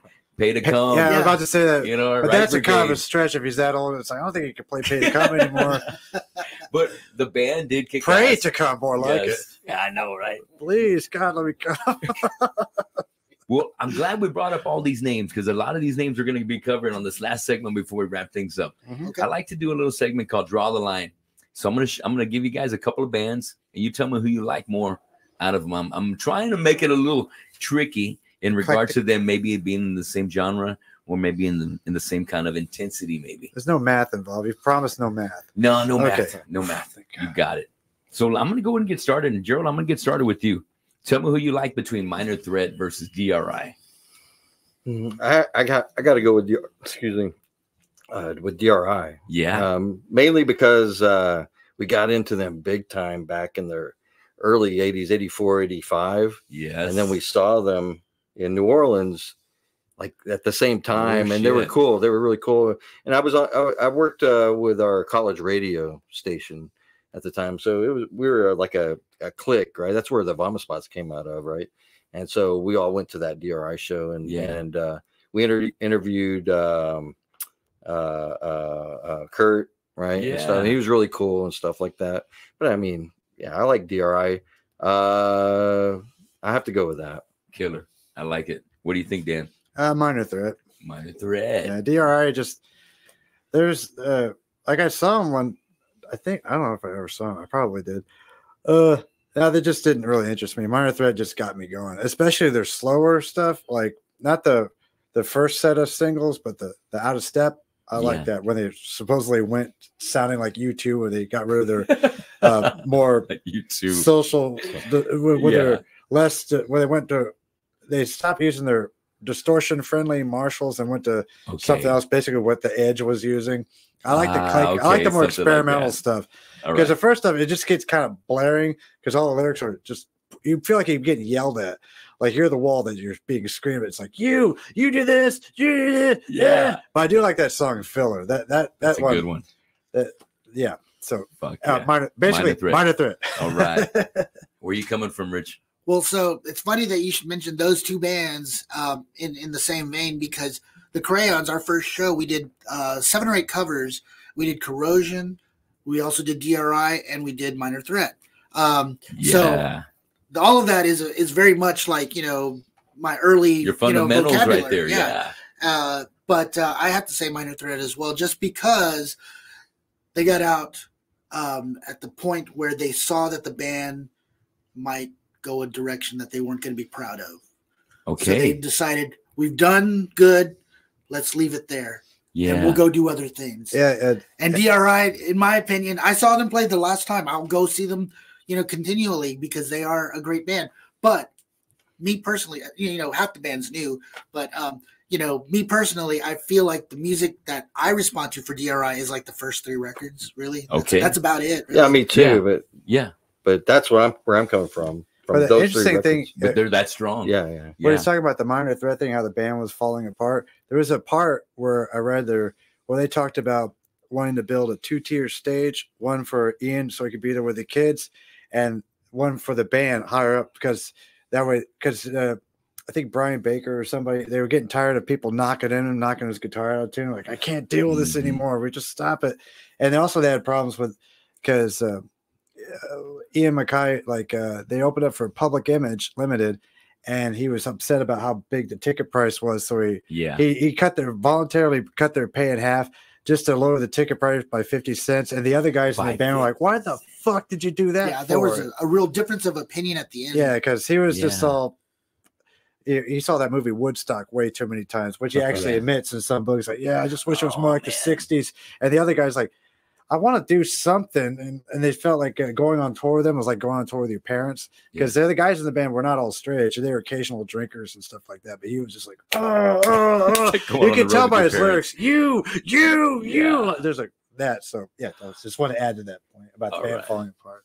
Yeah. Good point. But you know what? The reason I compare those two is because of the intensity of the music. That makes sense. The speed.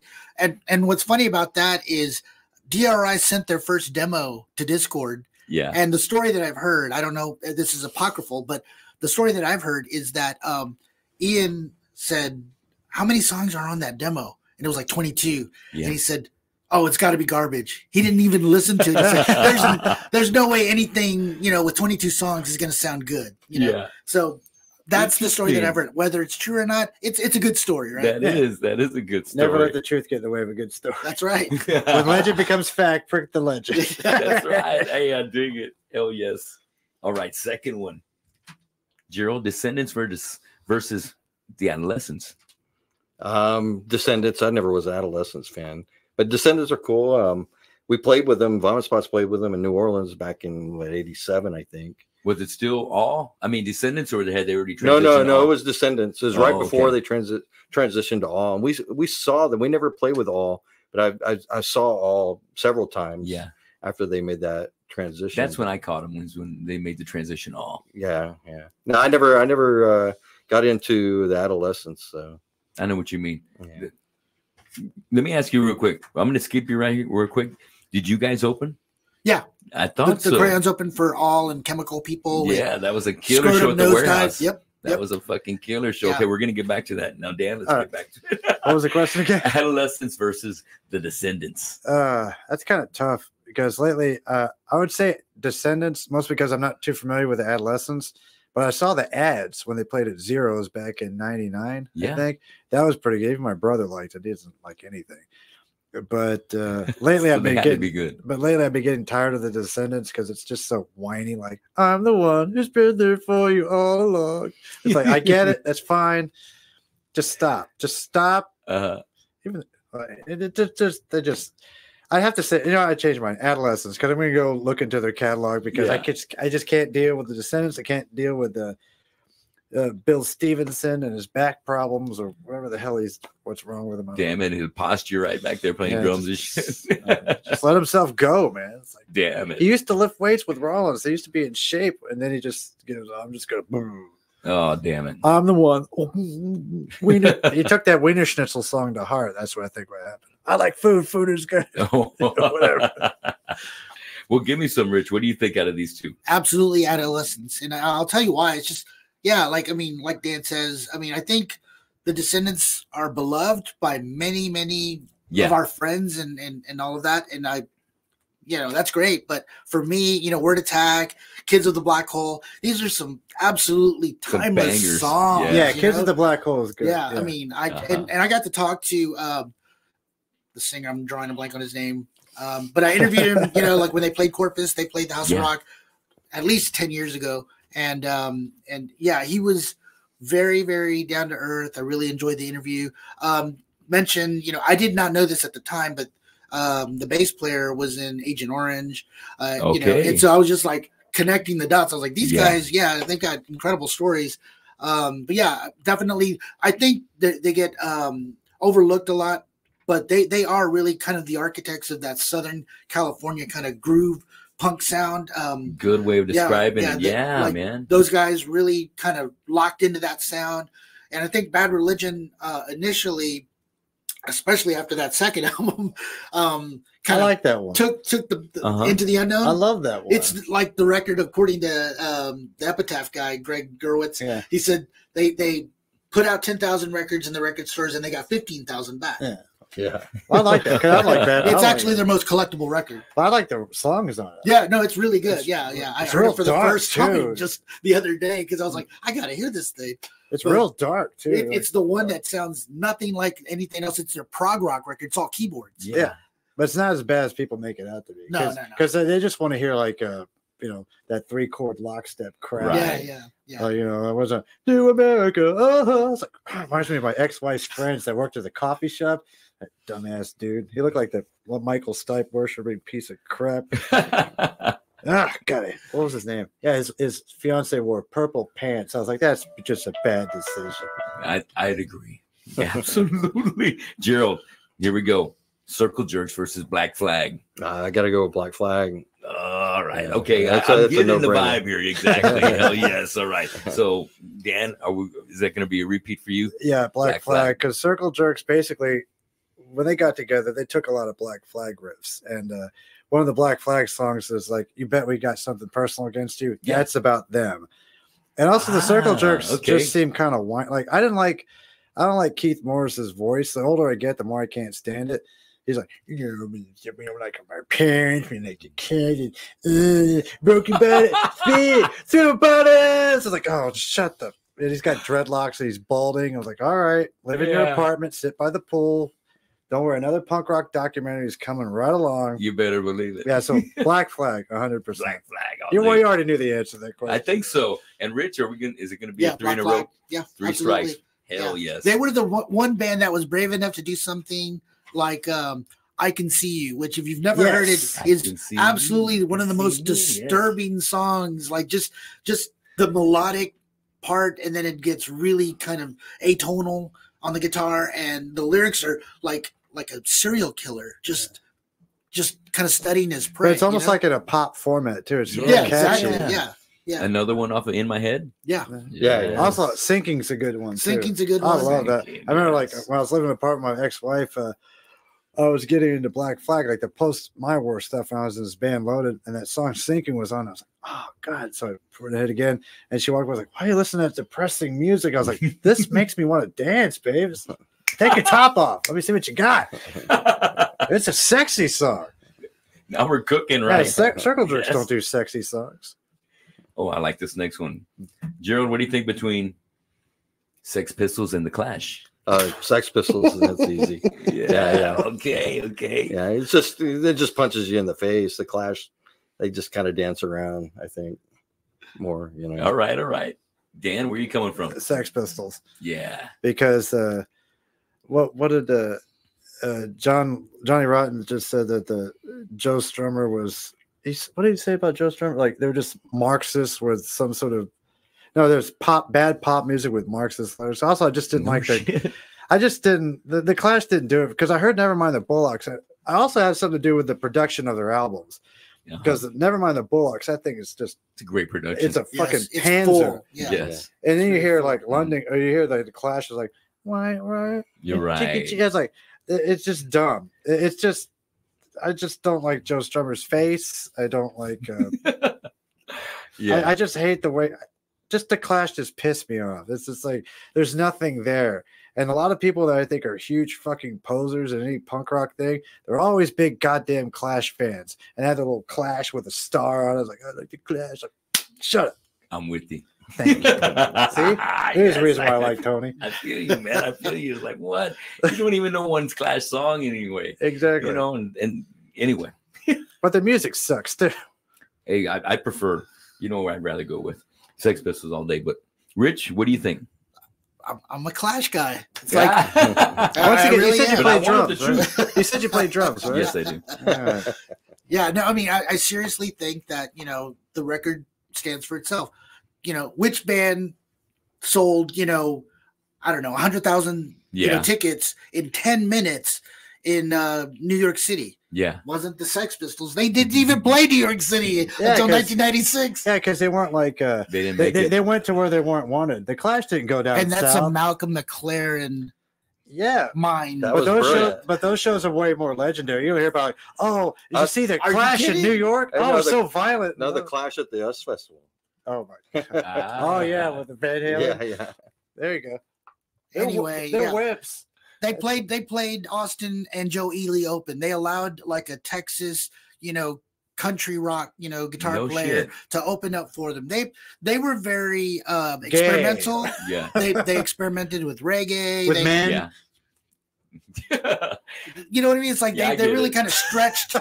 They did stretch the boundaries of the form, and they also got their assholes stretched by Joe Eli. That's why they call him Joe Anal Eli from that show. You're about to get like 20 like really ugly messages, Dan. I get 20 a day. Oh my god! Right. So 40. Yeah. That's quota. I feel like, you know, they added a lot more to pop culture than the Sex Pistols did, just because, you know, they weren't around very long. They were, you know, very powerful and enigmatic, but they self-destructed, you know, and it was a lot of their own doing. You know, everybody's like, you know, Sid was, you know, this amazing kind of character. That character, yeah. But he couldn't play his instrument. Like, don't throw a guy up there who can't play an instrument and put him with like really great players. Guys, he's going to look very incompetent, you know, which he did, and it's all over the documentary. Yeah, I know. DOA.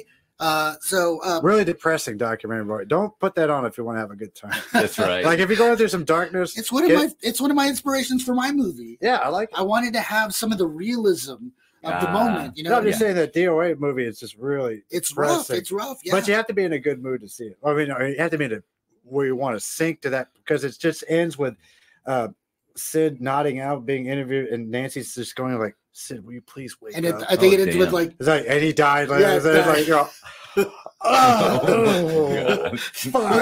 that's you should not drink beer. I drink all the time. That's the only way I could get through it, because I guess I could find something funny in it, but there's no hope in that movie at all. It's just like absolute nihilism. That's what nihilism, it is. It's called Dead on Arrival. Well, it's not going to be like Ian McKay called Sid a junkie nihilist. You know, in American hardcore, and I think that rings true. Yeah. He really was just the negative energy that kind of drew the band, because there was all of the forces, you know, surrounding the manager versus band kind of dynamic, and then here comes this guy who can't play his instrument, who's a train wreck, falling down on stage in public, doing drugs publicly, fighting with the audience. I mean, the story is romantic from our point of view, but because it's history. But at the time, it must have when you're trying to build a band, and not only that, he was John Lyne's he's watching his friend just so he was personally, emotionally invested in this young man, and he could not deal with the fact that his friend was self-destructing every night. That's bound to like really tear the band apart. So the band really never got going, in my opinion. I think that album sounds great. There's some good songs on there, but the next one probably would have been just enormous, you know, because they would have had a tour behind them, like an American tour where they faced people that really hated them. You know, it's like, or they could have done a sophomore slump. Maybe, but I think they would have. I think they would have put out something good. They would have sounded like Seven Mary 3. We'll never know, because when they came back in '96, they chose to tour and not put out a new album. Well, they thought about getting together, but to work on some stuff. But I know they did. I know the story. Yeah, that's right. He has a degree. Yeah, like we could barely put up with each other. Yeah, pretty much. No, they were like, you know, nobody wants to hear the new stuff. Yeah, all they want to hear is, you know, also, never mind the Bullocks. Also, if we did try it, it would probably be. Yeah. Also, they could only lose, really. Lydon said if we did write new stuff, it'd probably be terrible. So let's just not even get, because they're not in the same place. Yeah, exactly. Makes a big difference, huge difference. So it saved them a lot of time and headaches. Exactly. Yeah, I get it. You know, sometimes that magic is. It's going to stay back there. We got 3 Pistols, 1 Clash. I think that's the scorecard. Yep, that's it. Okay. All right, moving on. But you made some valid points. I just can't stand the Clash. And great history. I love that. Thank you. We got 2 more. All right. Okay, Misfits versus Suicidal Tendencies, Gerald. Suicidal Tendencies for me. Hey. I never was a Misfits guy. No shit.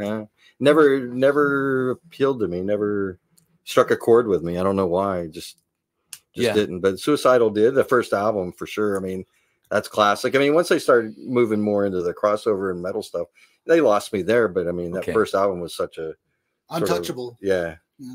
It was, right? Hell yes. What do you think, Dan? I never got into Suicidal Tendencies, so I have to say Misfits. Every time I hear Suicidal Tendencies, I think of that stupid Pepsi song. You can't help but think about institutionalized. Yeah, so I never bothered to delve any further. And then they did that other band, that Funkadelic Groove, or Infectious Groove. Yeah, that thing, I was like, this is stupid. I was like, I don't really know where that came. I don't want to know the origin story of that. You didn't got a little funk on the bass line? No, I don't like that. It makes you think of Spin Doctors, who I'm a fan of, by the way.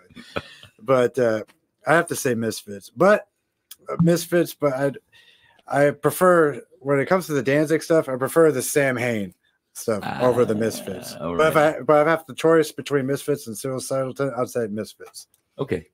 But I like Misfits. Just because that's one of the early things I got into, because it's just poppy, it's fun. I don't like Earth AD at all. I'm talking about the other stuff, like the Die My Darling. Yeah, like things like that. Like the Whoa stuff. Yeah. Astros. With like She. Yeah. Yeah. Stuff like that. Early Misfits. I dig it. What do you think, Rich? I'm looking at the totality of the career when I make my judgment here. Okay. So He's a completist. He collects I'm going to go with the Misfits, and here's why. Okay. Because, you know, like Gerald said, the first album is untouchable, but like, you know, they did change directions. They changed their lineup and everything and went another way, which, hey, every artist has the right to do that. But me as a fan, I'm going to choose what resonates with me in my ears.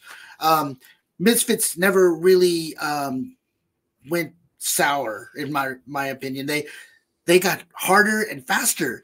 And so by the time they did Earth AD, they were practically a hardcore band.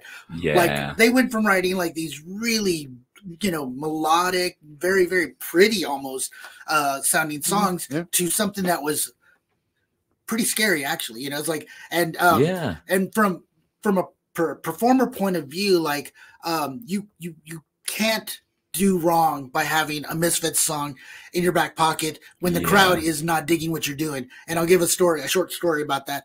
We were playing the Axiom in 1988, and the crowd was not digging what we were doing. Classic venue in Houston. Yeah. And so we looked at each other. We're like, Earth AD?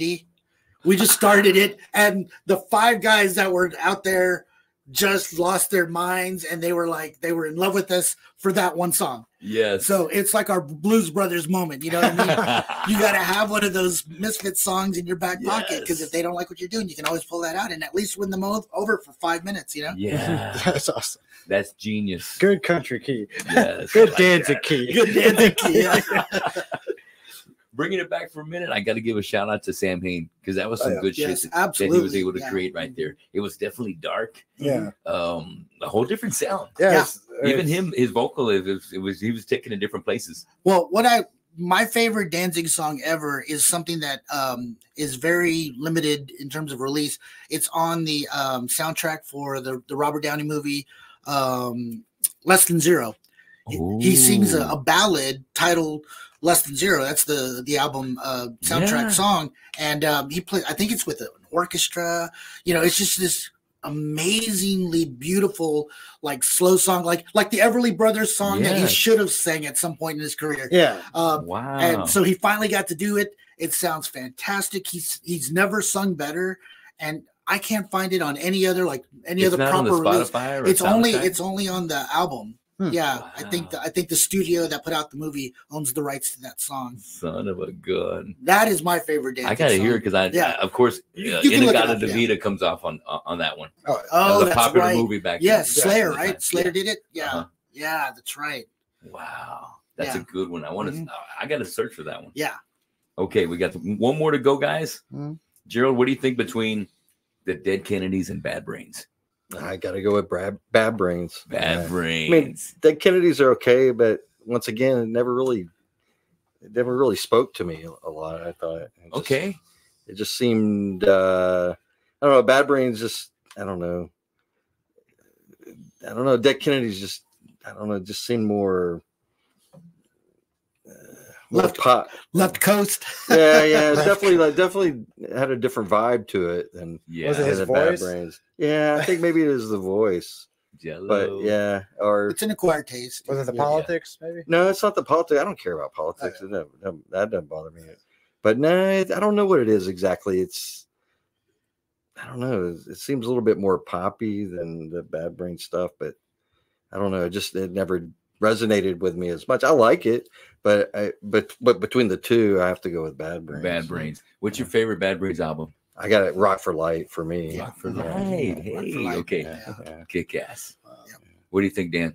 Bad Brains. Has to be Dead Kennedys. Bad Brains, I never really got into them, but Dead Kennedys to me were a frightening band.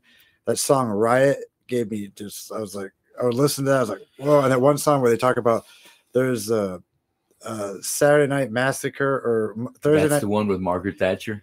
Oh, we're saying we're going to start a war. The one where he talks about there's a camp outside of town and there's a train. Basically, something Holocaust. You know what I'm talking about? Saturday Night Holocaust. Yeah, the one which is like just bass and it's just real spooky. And that song, the Dead Kennedys just frightened me. Yeah, because I remember listening to some of their that one album cover, "Give Me Convenience or Give Me Death," with the guy's head with the barbed wire and the bodies and everything. I was like, every time I saw it, I never got the guts to buy it. It always made me curious. And Bad Brains was like cute little covers, eye against guy. Oh, the wearing sunglasses, like whatever. But Dead Kennedys, they were just spooky, terrifying. Holiday in Cambodia. I mean, like great jam. Police Truck, all their stuff it just like Gerald Biafra. I actually really loved his voice. It was unique. The thing about that band is like he just brought up all this frightening stuff. As me as a suburban kid, I wasn't really exposed to, like cops beating people and all these like things we never like even the saw house next door. There's something happening. Like like there's this one house in the neighborhood. They always had I remember one time my brother and I were walking, I was like, hey, I think there's drug dealers in our neighborhood. I was like, I don't know. And the next day, this house across the street got busted. And they took a picture. They had guns and stacks of money and all this stuff. And because I know that my dad said it's kind of weird because the motorcycle was parked on this side of the street one day and that was parked on that. So it was like a signal. Yeah. So Dead Kennedys opened me up to that world and got me thinking about things. Yeah. And Bad Brains was just, it just wasn't interesting. And also Dead Kennedys had swing and the variety of their songs. Like every album, there's just nothing sounded the same. Like it was kind of like you knew it was a Dead Kennedys song, but at the same time, it didn't sound like you know what I mean? It wasn't like every song's the same. It's just every has that stamp on it. Right. It was just, like I said, it's just dark. It was terrifying and it made me uncomfortable and I liked it. It pushed me to places that I didn't want to go, but at the same time, I kind of liked it. It's like, wow, I'm about to get in this fight. I'm going to lose, but let's see what happens. That's exactly that's what the Dead Kennedys did for me. Yes. So I dig it. What do you think, Rich? So I'm going to tell a story because I'm fond of telling stories. Yeah, in the 7th grade, there was a kid from California, Jeff, who had an older brother, and his older brother had a 12-inch by the Dead Kennedys that had Rawhide, and then we've got Bigger Problems now. I think Nazi Punks was on there, a version of it because there's several, and the religious songs, because I was, a young Catholic boy growing up in Corpus Christi, Texas, I was definitely, like Dan said, fear. That's the one thing, like, I gave it back to him. I said, that's too much for me. I can't handle it. So in the 7th grade, I was exposed to Dead Kennedys, but I rejected it because I thought I didn't understand what they were doing. Like the beginning of Religious Vomit is like, dun, dun. It's a tritone. And it's meant to sound, it's called the satanic chord, I think is what it's called. In the Middle Ages. Well, that's exactly what they're doing, and that's what they're going for. So I, as a young listener thinking, that sounds really demonic, It's like, and this is before I'd ever heard any, like Venom or anything like that. That's when I realized what real demonic music sounds like. Yeah. But you know what I mean? It's like these guys were actually railing against the power of religion over society, and that kind of message to me at that young age was threatening because as far as I knew, religion was the organizing principle of the world that I was invested in. And so I had to sit there and think about it for a few years. But after I saw a lot of the things that were happening in organized religion, like the televangelists, locally we had some issues with some of the priests in the Catholic Church and stuff. I started to really kind of step back from religion and then kind of open my mind up to, punk rock and secular kind of ideals. And so I was just really motivated by the Dead Kennedys in a way that, Bad Brains to me, they're the superior musicians, just untouchable band. But, lyrically, they never really, moved me the way Jello Biafra did with his lyrics, and they were also religious. That was the thing. It was like where there's that song that MDC did. What is it called? The song about Bad Brains. It's basically the story around it is based on an argument that they had after a show in Austin. Because the Bad Brains don't like homosexuals or something like that. No, well, there's that, but just the religious battle. And, and NBC's Dave says could have been the world's greatest band. But basically what happened was they played together in Austin in 1983 or 84, and they all stayed at Tim Kerr's house. And they ended up arguing over religion in the front yard after the show. Wow. And that song I remember reading about that. Inspired that the NBC song. And I feel it's very valid. I feel it's very true because, the music is, based on some secular kind of foundation. And, the fact that, the Bad Brains were very religious. They had, Rastafarianism as kind of their guiding principle. You can't separate the two, in my opinion.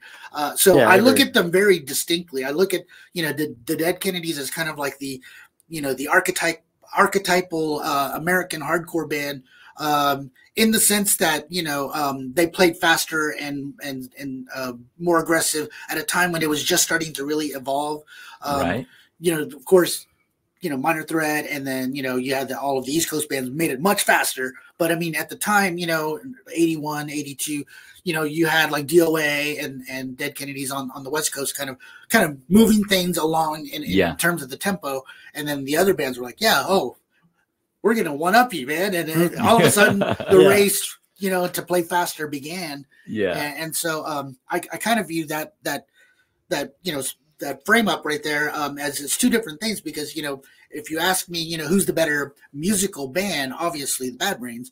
If you ask me who's the more, I guess, important band, you know, like from my perspective, it's the Dead Kennedys. All right.